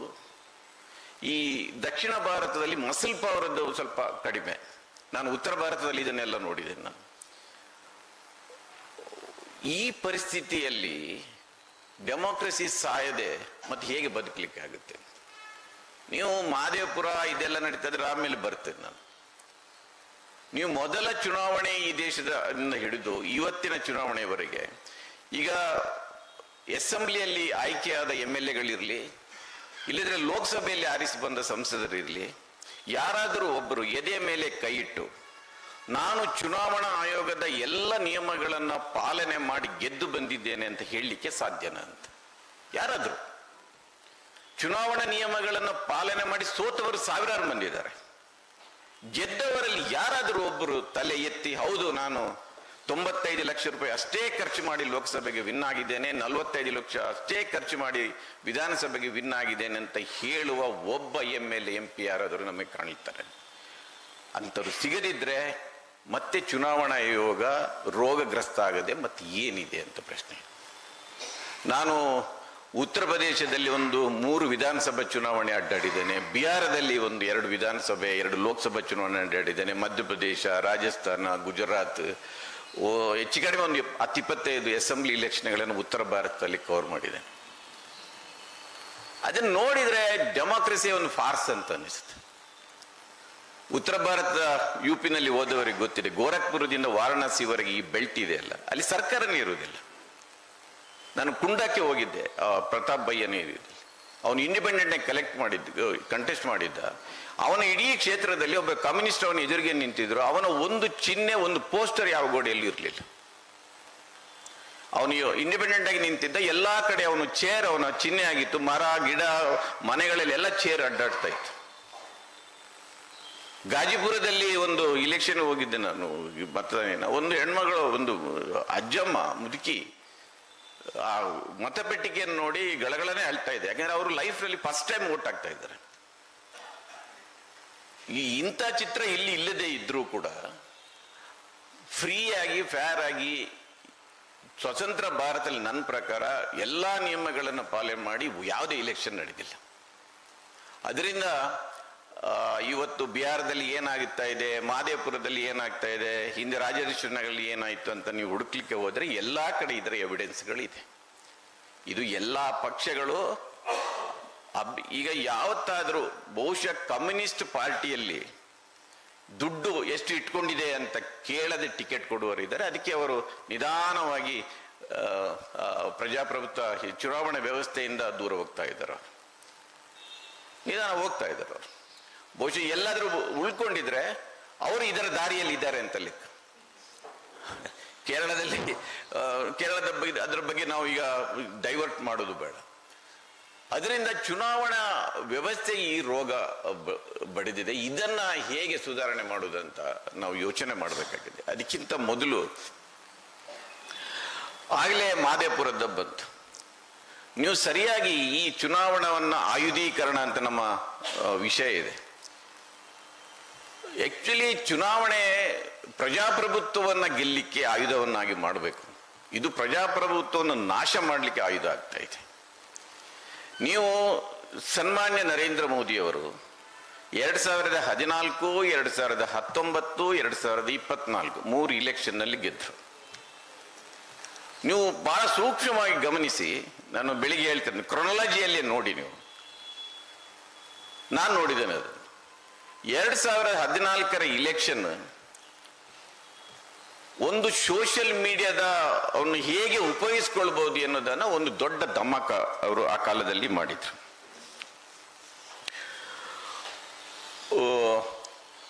2000 ಮೋದಿ ಟ್ವಿಟ್ಟರ್ಗೆ 2009 ಜಾಯ್ನ್ ಆಗಿಬಿಟ್ರು. 2009 ಅವರ ಪರ್ಸನಲ್ ವೆಬ್ಸೈಟ್ ಅನ್ನ 2005 ಮಾಡಿದ್ದಾರೆ ಅವರು. ಬಿಜೆಪಿ ಅದರ ವೆಬ್ಸೈಟ್ ಅನ್ನ 1995 ಮಾಡಿತ್ತು. ಮೋದಿ ಟ್ವಿಟ್ಟರ್ ಅಕೌಂಟ್ ಪ್ರವೇಶ ಮಾಡಿದ್ದು 2009. ರಾಹುಲ್ ಗಾಂಧಿ ಟ್ವಿಟ್ಟರ್ ಅಕೌಂಟ್ ಪ್ರವೇಶ ಮಾಡಿದ್ದು 2015. ಕಾಂಗ್ರೆಸ್ ಪಕ್ಷ ಅದರ ವೆಬ್ಸೈಟ್ ಅನ್ನು ಮಾಡಿದ್ದು 2005. ಬಿಜೆಪಿ ಅದರ ವೆಬ್ಸೈಟ್ ಮಾಡಿದ್ದು 1995. ಇದಕ್ಕೊಂದು ದೊಡ್ಡ ತಯಾರಿ ನಡೆದಿದೆ. ಅದರ ವಿವರಗಳಿಗೆ ನಾನು ಹೋಗುವುದಿಲ್ಲ. ಹೇಗೆ ಡೆಲ್ಲಿಯಲ್ಲಿ ಬಹುಶಃ ಸಂಜಯ್ ಹೆಗ್ಡೆ ಅವರಿಗೆ ಗೊತ್ತಿಲ್ಲ, ಅಂಬಾಸದನ್ ಅಂತ ಒಂದಿದೆ, ಅದ್ರ ಎಲ್ಲ ಫ್ಲೋರ್ಗಳು ತಗೊಂಡಿದ್ದಂತೆ. ರಾಹುಲ್ ಗಾಂಧಿ ಬಗ್ಗೆ ಬರೀ ಕಾಮಿಕ್ ಬರೀಲಿಕ್ಕೆ, ಕಾರ್ಟೂನ್ ಬರೀಲಿಕ್ಕೇನೆ ಒಂದು ಟೀಮ್ ಇಟ್ಕೊಂಡಿದ್ರಂತ, ಪಪ್ಪು ಅಂತ ಕ್ರಿಯೇಟ್ ಮಾಡಲಿಕ್ಕೆ. 100 ಫೇಕ್ ಅಕೌಂಟ್ಗಳು, ವಾಟ್ಸಪ್ ಗ್ರೂಪ್ಗಳು, ಹಿಂದೂ ಹೃದಯ ಸಾಮ್ರಾಟ, ವಿಕಾಸ ಪುರುಷ, ನಿಮಗೆ ಗೊತ್ತಿದೆ, ಚಾಯ್ ಪೇ ಚರ್ಚಾ, ಏನೇನು ಹ್ಯಾಶ್ಟ್ಯಾಗ್ಗಳು. ಬಹಳ ಮುಖ್ಯವಾಗಿ ನನ್ನ ಪ್ರಕಾರ ಆಗ ಇಡೀ ಇಲೆಕ್ಷನ್ ಅನ್ನ ಈ ರೀತಿಯ ಫ್ರೆಶ್ ಫೇಸ್, ಒಬ್ಬ ಸಾಮಾನ್ಯ ಮನೆತನದಿಂದ ಬಂದವನು, ಗುಜರಾತ್ ಅನ್ನ ವಿಕಾಸ ಮಾಡಿದವನು, ಈ ರೀತಿಯ ಒಂದು ವಿಪರ್ಯ ಮೂಲಕ 2014 ಇಲೆಕ್ಷನ್ ಗೆದ್ರು. ಅದಕ್ಕೆ ಬಹುಶಃ UPA ಗೌರ್ಮೆಂಟ್ 4 ವರ್ಷದ ಈ ಭಾರ ಕೂಡ ಇತ್ತು, ಆಂಟಿ ಎಸ್ಟಾಬ್ಲಿಷ್ಮೆಂಟ್ ಬಂದ್ಬಿಟ್ರು. ಅಷ್ಟಕ್ಕೆ ಅವರು ಸುಮ್ಮನಿದ್ರ ಅಂತ ಪ್ರಶ್ನೆ. 2014 ಬಂತು. ಇದೇ ಮಾಡೆಲ್ ಅಲ್ಲಿ ನಾವು 2019 ಗೆಲ್ತೇವೆ ಅಂತ ಹೊರಟ್ರ? ಖಂಡಿತ ಇಲ್ಲ ನನ್ನ ಪ್ರಕಾರ. ನಾನು ಇವತ್ತು ಹೇಳ್ತೇನೆ, ಎಲೆಕ್ಟ್ರಾನಿಕ್ ವೋಟಿಂಗ್ ಮಿಷಿನ್ ಮೇಲೆ ನನಗಂತೂ ನಂಬಿಕೆ ಇಲ್ಲ. ನನಗೆ ಮಾತ್ರ ಅಲ್ಲ, ಬಿಜೆಪಿಯವರಿಗೂ ನಂಬಿಕೆ ಇರಲಿಲ್ಲ ಅದರಲ್ಲಿ. GVL ಶಾಸ್ತ್ರಿ ಈಗ ಬಿಜೆಪಿಯಲ್ಲಿ ಇದ್ರೆ ಸೆಪಾಲಜಿಸ್ಟ್ ಅವರು ಆ ಕಾಲದಲ್ಲಿ ಅವರೇ ಒಂದು ಬುಕ್ ಬರೆದ್ರು, ಡೆಮೋಕ್ರಸಿ ಎಟ್ ರಿಸ್ಕ್ ಅಂತ. Can we trust electronic machine ಅಂತ ಅವ್ರ ಪುಸ್ತಕದ ಹೆಸರು. ಅದಕ್ಕೆ ಮುನ್ನುಡಿ ಬರೆದವರು ಯಾರು? LK ಅದ್ವಾನಿ. ಇದರ ಪ್ರೊಸೀಜರ್ ಅಲ್ಲಿ, ಇದರ ಮೇಕಿಂಗ್ ನಲ್ಲಿ ಎಲ್ಲವೂ ದೋಷ ಇದೆ. ಜರ್ಮನ್ ಅಂತ ಟೆಕ್ನಾಲಜಿಯಲ್ಲಿ ಅಷ್ಟೊಂದು ಅಡ್ವಾನ್ಸ್ ಆಗಿದ್ದ ದೇಶ ಕೂಡ ಅದನ್ನು ಬಿಟ್ಟು ದೂರ ಇದೆ. ಅದರಿಂದ EVM ಮಿಷಿನ್ ಅಂತ ತರಬಾರದು ಅಂತ. ನಾನು EVM ಮಿಷಿನ್ ಬಗ್ಗೆ, ನಾನು ಟೆಕ್ನಾಲಜಿಯಲ್ಲಿ ವಿಷಯದಲ್ಲಿ ನಾನು ಲೇಮ್ಯಾನ್. ಆದರೆ ಜಸ್ಟಿಸ್ ಲೋಕೂರ್ ಅಂತವರು ಅದರ ವಿರುದ್ಧ ದನಿ ಎತ್ತಾರೆ. ಅವರು ಒಬ್ಬರೇ ಅಲ್ಲ, ಇಡೀ ದೇಶದ ಎಕ್ಸ್ಪರ್ಟ್ಗಳು. ಕೊನೆಗೆ ಸ್ಯಾಮ್ ಪಿಟ್ರೋಡ ಅವರು ಕೂಡ ನಾನು ಸ್ಯಾಮ್ ಪಿಟ್ರೋಡ EVM ಮಿಷಿನ್ ಬಗ್ಗೆ ಡೌಟ್ ಎಕ್ಸ್ಪ್ರೆಸ್ ಮಾಡಿ ನನಗನಿಸಿತು ಇದರಲ್ಲಿ ಪ್ರಾಬ್ಲಮ್ ಇದೆ ಅಂತ. ಅವರ ಮಾತನ್ನು ಅವರ ಪಾರ್ಟಿಯಲ್ಲೇ ಕೇಳಲಿಲ್ಲ. ಬಹಳ ಸಿಂಪಲ್, ಬೇರೆ ಏನು ಬೇಡ. VVPAT ಅನ್ನ ಕೌಂಟ್ ಮಾಡ್ಲಿಕ್ಕೆ ಅವಕಾಶ ಕೊಡಿ ಅಂತ ಅಷ್ಟೇ. ರೆಕಾರ್ಡ್ ಆಗೋದು VVPAT ಅಲ್ಲಿ, ಮೆಮೊರಿ ಇರುವುದು ಅದರಲ್ಲಿ. ನೀವು ಅದನ್ನು ಕೌಂಟ್ ಮಾಡ್ಲಿಕ್ಕೆ ಅವಕಾಶ ಕೊಡಿ. ಎಲ್ಲಿ ರೀಕೌಂಟ್ ಆದಾಗ ಅದಕ್ಕೂ ಯಾಕೆ ಕೊಡ್ತಾ ಇಲ್ಲ ಅಂತ. ನನ್ನ ಪ್ರಕಾರ 2019 ಇಲೆಕ್ಷನ್ ನಲ್ಲಿ EVM ನ ಬಹಳ ದೊಡ್ಡ ರೋಲ್ ಇದೆ. ನಾವು ಟೆಕ್ನಿಕಲಿ ನಾವು ಅದರ ಬಗ್ಗೆ ಮಾತಾಡಿದ್ರೆ ದೇಶದ್ರೋಹದ ಕೇಸ್ ಬೀಳುತ್ತೆ ಅಂತ ಎಲ್ಲರೂ ಬಾಯಿ ಮುಚ್ಚಿಕೊಂಡು, ನಮಗೇನು ಗೊತ್ತಿಲ್ಲ. ನನ್ನ ಹತ್ರ ಕೇಳಿದ್ರೆ ನಾನು ಪ್ರೂವ್ ಮಾಡಿದೆ. ನಾನು 2018 ಸೋತಾಗ ಕಾಂಗ್ರೆಸ್ಸಿನ ಎಲ್ಲ ಸೋತ MLAಗಳು ರಮನಾಥ್ ರೈ ಮನೆಯಲ್ಲಿ ಸೇರಿದ್ರು. ನಾನು ಹೇಳ್ತೇನೆ ಏನಾಗಿದೆ ಅಂತ. ಎಲ್ಲ ಸೋತವರು ಸೇರಿದ್ರು. ಯಾರೋ ಒಬ್ಬರು ಅಲ್ಲಿ ಬಂದು ಪ್ರೆಸೆಂಟ್ ಮಾಡಿದ್ರು EVM ಮಿಷಿನ್ ಅನ್ನು ಹೇಗೆ ಡಿಸ್ಟ್ರಾಕ್ಟ್ ಮಾಡ್ಬೋದು ಅಂತ. ಮರುದಿನ ಕೇಸ್ ಹಾಕ್ಬೇಕಂದ್ರೆ ರವಿವರ್ಮ ಕುಮಾರ್ ಹತ್ರ ಹೋಗಿದ್ದೇನೋ. 2 ದಿನ ಆದ ನಂತರ ಅವರೆಲ್ಲ ಮರೆತು ಬಿಟ್ಟರು, ಅದು ಹೋಯ್ತು. ನೆಕ್ಸ್ಟ್ ಇಲೆಕ್ಷನ್ ನೋಡಿದ್ರೆ ಆಯ್ತಂತ. ಅದರ ನಂತರ ಇಂಡಿಯಾ ಒಕ್ಕೂಟ ಇಲ್ಲಿ ಸಭೆ ಆದಾಗ ದೇವರಸಮ್ಮ ಅವ್ರದ್ದು ದೇವರಸಮ್ ಅವ್ರ ಹತ್ರ ಕೇಳಿ, ಅವರು ಈ ಕನ್ವಿನ್ಸ್ಡ್ ದಿಗ್ವಿಜಯ್ ಸಿಂಗ್ ಅದರಲ್ಲಿ ಆ ವಿಷಯವನ್ನು ಎತ್ತೇವೆ ನಾವು ಇಂಡಿಯಾ ಒಕ್ಕೂಟದ ಒಂದು ಇಶ್ಯೂ ಆಗಿ ನೆಕ್ಸ್ಟ್ ಇಲೆಕ್ಷನ್ಗೆ ಅಂತ. ಯಾರು ಮಾತಾಡಲಿಲ್ಲ. ಈಗ EVM ಬಿಟ್ಬಿಟ್ರು. 2019 ತಿಳ್ಕೊಳ್ಳಿ ಇಲೆಕ್ಷನ್. ನೀವು ಸೋಷಿಯಲ್ ಮೀಡಿಯಾದ ಇನ್ಫ್ಲುಯೆನ್ಸ್ ಹೇಗೂ ಇದೆ, ಅದಕ್ಕೆ EVM ಆ್ಯಡ್ ಆಯಿತು. ಈಗ ಮುಂದೆ ಏನು ಅಂತ ಈಗ ಎಲ್ಲರೂ EVM ಅನ್ನು ನೋಡ್ತಾ ಇದ್ದಾರಲ್ಲ, ಈಗ SRI ಶುರುವಾಗಿದೆ. ಈಗ ಮುಂದಿನ ಎಲೆಕ್ಷನ್ನಲ್ಲಿ ಈ ಮೂರನ್ನು ಸೇರಿಕೊಂಡು ಮಾಡ್ಬೋದು, ಇದಕ್ಕೊಂದು ಎಡಿಷನ್ ಆಗ್ಬೋದು ಅಂತ. ಇದು ನಾವು ತಿಳ್ಕೊಳ್ಬೇಕಾಗಿರೋದು. ನೀವು ಚಿಲುಮೆ ಅಂತ ಯಾಕೆ ಶುರುವಾಯಿತು? ಕರ್ನಾಟಕದಲ್ಲಿ ಶುರುವಾಯ್ತಲ್ಲ, ಯಾಕೆ ಶುರುವಾಯಿತು? ಏನು ಕೆಲಸ ಅವರದ್ದು? ಇಲೆಕ್ಷನ್ ಕಮಿಷನ್ನೇ ವೋಟರ್ನಲ್ಲಿ, ಮತದಾರರಲ್ಲಿ ಜಾಗೃತಿ ಉಂಟು ಮಾಡಲಿಕ್ಕೆ ಅವರನ್ನು ಅದನ್ನು ರಿಕ್ರೂಟ್ ಮಾಡ್ತಾರೆ. ಅವರು ಪ್ರತಿ ಒಂದು ಮನೆಯ ಪ್ರೊಫೈಲ್ ತೆಗಿತಾರೆ. ಅಲ್ಲಿ ಯಾರು ಇರ್ತಾರೆ, ಯಾವ ಜಾತಿಯವರು ಇರ್ತಾರೆ, ಅವರ ಪೊಲಿಟಿಕಲ್ ಎಫಿಲಿಯೇಷನ್ ಏನಿದೆ, ಇದನ್ನು ತಿಳ್ಕೊಳ್ತಾರೆ. ಯಾಕೆ ತಿಳ್ಕೊಳ್ಬೇಕು ಅದನ್ನು? ಇಲೆಕ್ಷನ್ ಕಮಿಷನ್ 2023 ತನಿಖೆ ಮಾಡಿದಾಗ ಅದಕ್ಕೆ IT ಮಿನಿಸ್ಟರ್ ಆಗಿರುವ ಏನವರು BJP ಅಲ್ಲಲ್ಲ, ನಮ್ಮ ಮಲ್ಲೇಶ್ವರಂ ಶಾಸಕರು ಅಶ್ವತ್ಥನಾರಾಯಣ ಹೊಂಬಾಳೆ ಫಿಲ್ಮ್ ಜೊತೆ ಇದ್ದಲ್ಲ, ಆ ರವಿಕುಮಾರ್ಗೆ ಅವ್ರಿಗೆ ಕನೆಕ್ಷನ್ ಇದೆ ಅಂತ ಚಾರ್ಜ್ ಶೀಟ್ ಅಲ್ಲಿ ಬಂದಿದೆ. ಬಂದಿದೆ. ಚಿಲುಮೆ ಏನ್ ಮಾಡ್ಲಿಕ್ಕಿತ್ತು? ಏನ್ ಕೆಲಸ ಇತ್ತು ಅದು? ಆದ್ರೆ ಇಡೀ ಅವರ ನ್ಯೂಸ್ ಮಿನಿಟ್ ಅವರು ಇನ್ವೆಸ್ಟಿಗೇಷನ್ ಮಾಡಿದ್ದಾರೆ ಫುಲ್. ಅದರಲ್ಲಿ ಇನ್ವಾಲ್ವ್ ಆದ ಆಫೀಸರ್ಸ್ಗಳ ಮೇಲೇನೆ ಕ್ರಮ ಕೈಗೊಂಡಿಲ್ಲ, ಅದು ಬೇರೆ ವಿಚಾರ. ಯಾಕೆ ಮಾಡಬೇಕಿತ್ತು ಅವರು? ಇದು ಕೇವಲ ಚಿಲುಮೆ ನಮಗೆ ಗೊತ್ತಾಗ್ಬಿಟ್ಟಿದೆ ಅಷ್ಟೇ. ಈ ಪೇಜ್ ಪ್ರಮುಖ ಗೊತ್ತಲ್ಲ, ಒಂದು ಇಲೆಕ್ಷನ್ ಇದರಲ್ಲಿ ಒಂದು ಪೇಜ್ನಲ್ಲಿ ಒಂದು ಎಷ್ಟು ಹೆಸರಿದೆ, ಅದಕ್ಕೆ ಒಬ್ಬ ಪ್ರಮುಖ. ಅವನ ಕೆಲಸನೇ ಆ ಇಡೀ ಆ ವೋಟರ್ಸ್ನ ಪ್ರೊಫೈಲ್ಗಳನ್ನು ತೆಗೆದು ಅವರು ಯಾವ ಪಾರ್ಟಿಗೆ ಇರ್ತಾರೆ, ಮತ್ತು ಆ ಕಡೆ ಇದ್ರೆ ಈ ಕಡೆ ಹೇಗೆ ತರುವುದು ಅವರನ್ನು, ಅವರಲ್ಲಿ ಔಟ್ ಆಫ್ ಸ್ಟೇಷನ್ ಎಷ್ಟಿದ್ದಾರೆ, ಅವರಲ್ಲಿ ಹೇಗೆ ಬೇರೆ ವೋಟರ್ಗಳನ್ನು ಹಾಕ್ಬೋದು, ಬಹಳ ಕೆಲಸ ಮಾಡಿದ್ದಾರೆ ಅವರು. ಬಹಳ ಕೆಲಸ ಮಾಡಿ. ಚಿಲುಮೆ ಸುಮ್ಮನೆ ಕೆಲಸ ಮಾಡಿ. ಚಿಲುಮೆಗೂ ಇವತ್ತು ಮಾದೇಪುರದಲ್ಲಿ ಆಗೋದಕ್ಕೂ ಕನೆಕ್ಷನ್ಸ್ ಇದೆ. ಅದರಿಂದ ಬೇರೆ ಕ್ಷೇತ್ರಗಳಲ್ಲಿ ಕೂಡ ಇದು ನಡೆದಿರಬಹುದು ಅಂತ ನಾನು ಹೇಳ್ತೇನೆ. ಬೇರೆ ಕ್ಷೇತ್ರಗಳಲ್ಲಿ ನಾವು ಈಗ ಇದರ ಬಗ್ಗೆ ಮಾದೇಪುರ ಇದನ್ನು 2018ರಲ್ಲಿ ರಾಜರಾಜೇಶ್ವರಿ ನಗರದಲ್ಲಿ ಆ ಮುನಿರತ್ನ ಕಾನ್ಸ್ಟಿಟ್ಯೂಯೆನ್ಸಿಯಲ್ಲಿ ಒಂದು ರೂಮ್ಗೆ ಹೋದ್ರೆ ಅಲ್ಲಿ ಒಂದು ದೊಡ್ಡ 9,000 10,000 ಎಪಿಕ್ ಕಾರ್ಡ್ಗಳು ಸಿಕ್ಕಿತ್ತಲ್ಲಿ. ಇದು ನಿನ್ನೆ ಮೊನ್ನೆ ನಾನು ಧಾರವಾಡದಲ್ಲಿ ಪ್ರಜಾವಾಣಿ ರಿಪೋರ್ಟರ್ ಆಗಿದೆ. ಚಂದ್ರಕಾಂತ್ ಬೆಲ್ಲದಲ್ಲಿ MLA ಆಗಿದ್ರು. ಒಳ್ಳೆ ಮನುಷ್ಯ. ಅವರ ಈಗಿನ ಮಗನ ಥರ ಚಿಲ್ಲರೆ ಎಲ್ಲ ಮಾತಾಡ್ತಾ ಇರಲಿಲ್ಲ. ಅವರು ಚೆನ್ನಾಗಿ ಜನತಾದಳದಿಂದ ಸ್ವಲ್ಪ ಬಂದಿದ್ರು. ಅವರು ವಿನ್ ಆಗ್ತಾರೆ. ವಿನ್ ಆದಾಗ ನಮ್ಮ ಊರಿನ ಒಬ್ಬರು ಬಂಟು ಹೋಟೆಲ್ನವರು ಬಂದು ಹೇಳ್ತಾ ಇದ್ರು, ಇವರೆಲ್ಲ ಹೇಳ್ತಾರೆ ವಾಜಪೇಯಿ ಹೆಸರಲ್ಲಿ ವಿನ್ ಆಗಿದೆ ಅಂತ. ನಾವು ಏನೆಲ್ಲ ಕೆಲಸ ಮಾಡಿದ್ರೆ ಗೊತ್ತಿಲ್ಲ. ಏನು ಮಾಡಿದ್ರೆ ಹೇಳಿದೆ, ಇಲ್ಲ ಮುಸ್ಲಿಮರ ಮೊಹಲ್ಲಗಳಿಗೆ ಹೋಗಿ ಎಪಿಕ್ ಕಾರ್ಡ್ಗಳನ್ನೆಲ್ಲ ತಗೊಂಡು ಅವ್ರಿಗೆ ದುಡ್ಡು ಕೊಟ್ಟಿದ್ದೇವೆ ಅಂತ. ನನ್ನ ಪ್ರಕಾರ ಇದು ಎಲ್ಲ ಕಡೆ ಬಹಳ ಕಡೆ ಆಗಿದೆ. ಮುಖ್ಯವಾಗಿ ಯಾರು ಅವರಿಗೆ ವೋಟ್ ಹಾಕೋದಿಲ್ವೋ ಅವರ ಎಪಿಕ್ ಕಾರ್ಡ್ಗಳನ್ನ, ಒಂದು ಎಪಿಕ್ ಕಾರ್ಡ್ ಕೊಟ್ಟರೆ ಒಂದು ಕುಕ್ಕರ್ ಕೊಡ್ತೇನೆ, ಒಂದು ಎಪಿಕ್ ಕಾರ್ಡ್ ಒಂದು ಮಿಕ್ಸರ್ ಕೊಡ್ತೇನೆ, ಮಿಕ್ಸಿ ಕೊಡ್ತೇನೆ. ಹಾಳಾಗಿ ಹೋಗಲಿ. ಡೆಮೋಕ್ರಸಿ ಮೇಲೆ ಯಾರು ಆರಿಸಿ ಬಂದರೂ ನಾವು ಕೆಲಸ ಮಾಡೋದು ತಪ್ಪುದಿಲ್ಲ, ಕೂಲಿ ಮಾಡೋದು ತಪ್ಪುದಿಲ್ಲ ಅಂತ ಜನರ ತಲೆಯಲ್ಲಿದೆ. ಯಾರು ಏನು ಮಾಡೋದಿಲ್ಲ. ಅಟ್ಲೀಸ್ಟ್ ಒಂದು ಮಿಕ್ಸಿ ಸಿಗುತ್ತೆ, ಒಂದು ಕುಕ್ಕರ್ ಸಿಗುತ್ತೆ ಅಂತ ಆದ್ರೆ ಹೋಗ್ಲಿ ಬಿಡಿ ಅಂತ ಓಟ್ ಹಾಕಿ ಏನಾಗಬೇಕು ಅಂತ ಮಾಡ್ತಾರೆ.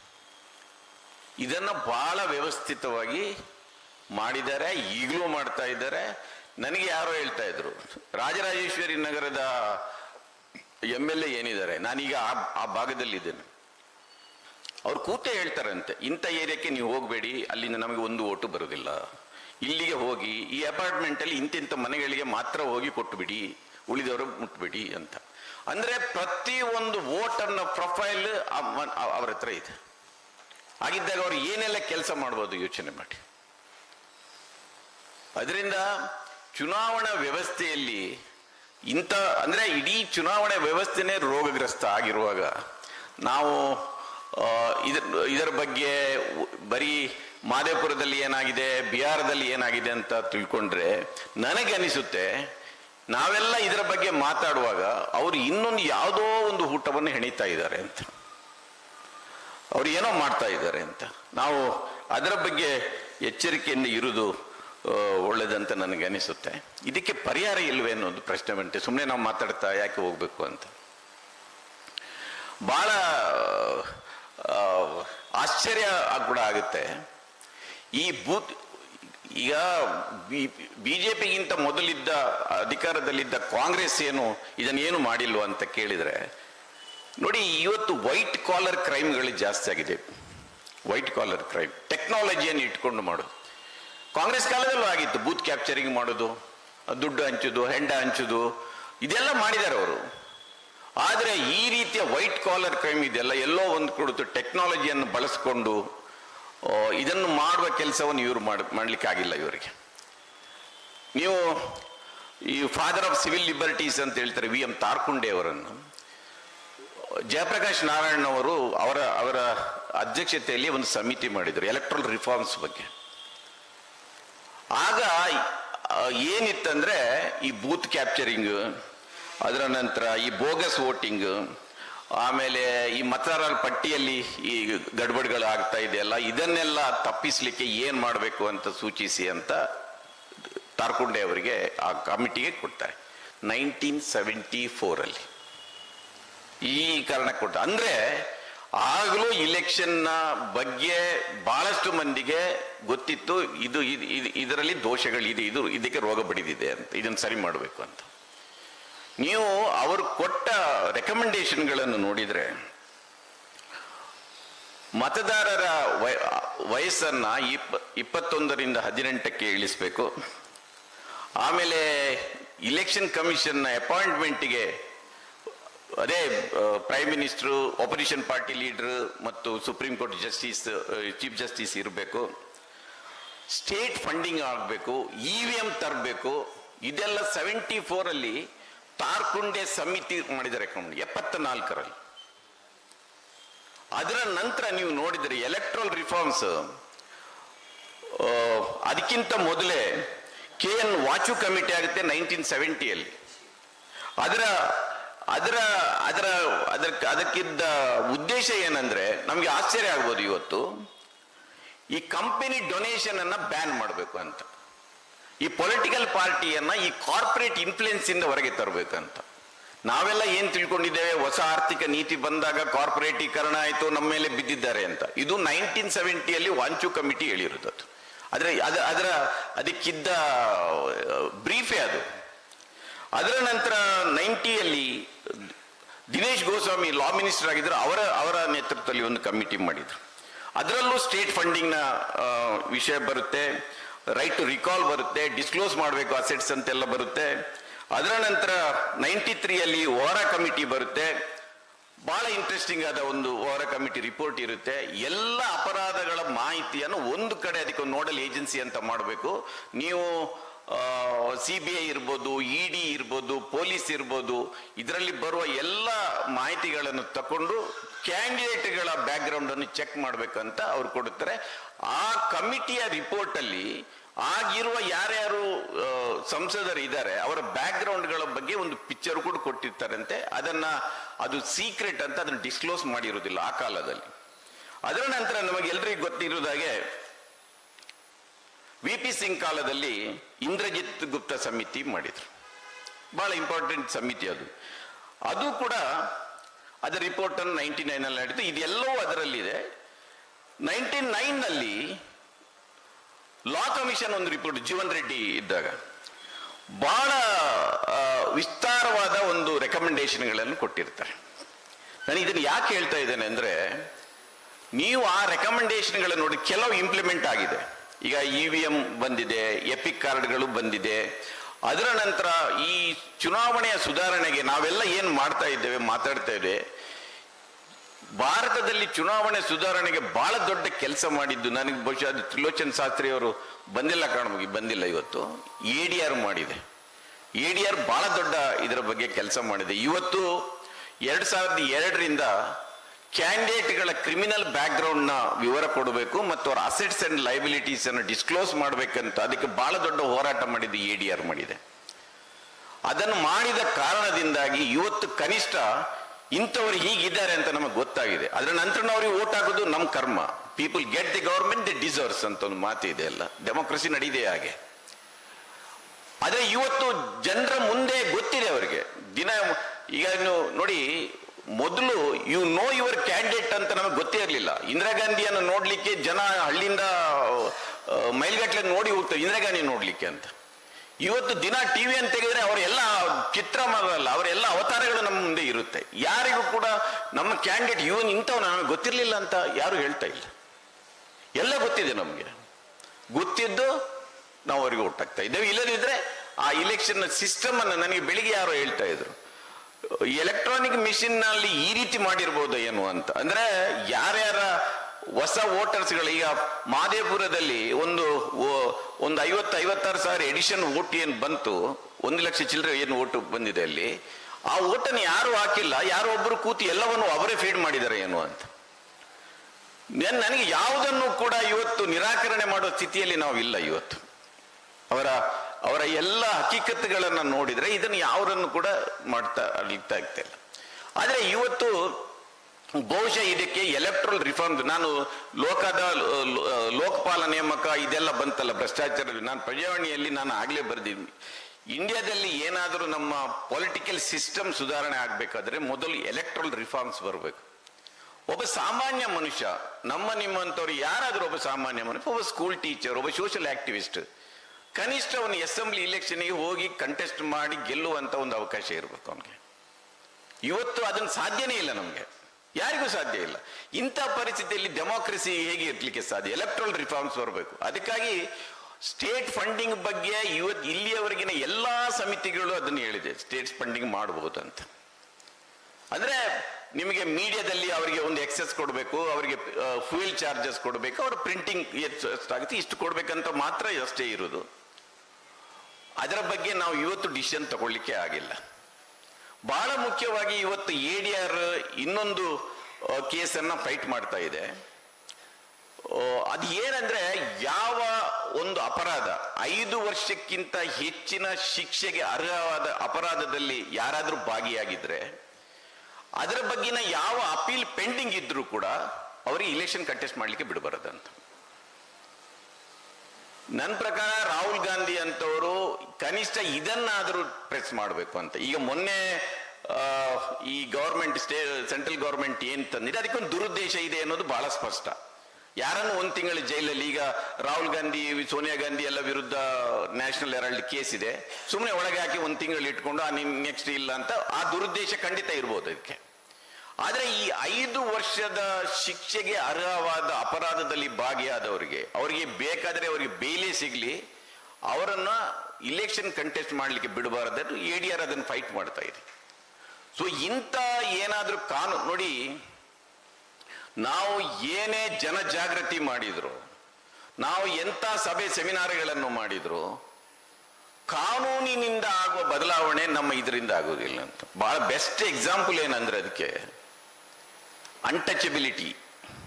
ಇವತ್ತು ಅನ್ಟಚಬಿಲಿಟಿ ಕಡಿಮೆ ಆಗಿದ್ರೆ ನಮ್ಮೆಲ್ಲರ ಹೃದಯ ಬಹಳ ವಿಶಾಲ ಆಗಿದೆ, ದಲಿತರನ್ನೆಲ್ಲ ಅಪ್ಕೊಳ್ತಾರೆ ಅಂತ ದಯವಿಟ್ಟು ತಿಳ್ಕೊಳ್ಬೇಡಿ.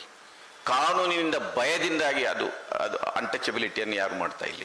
ಕಾನೂನಿನ ಭಯದಿಂದಾಗಿ ಬಹಳ ಮಂದಿ ಈ ಸಭಾಂಗಣದಲ್ಲಿ ಇದ್ದವರು ಹೃದಯ ಅಷ್ಟು ವಿಶಾಲವಾಗಿರ್ಬೋದು, ಹೊರಗಿನ ಸಮಾಜ ಹಂಗಿಲ್ಲ.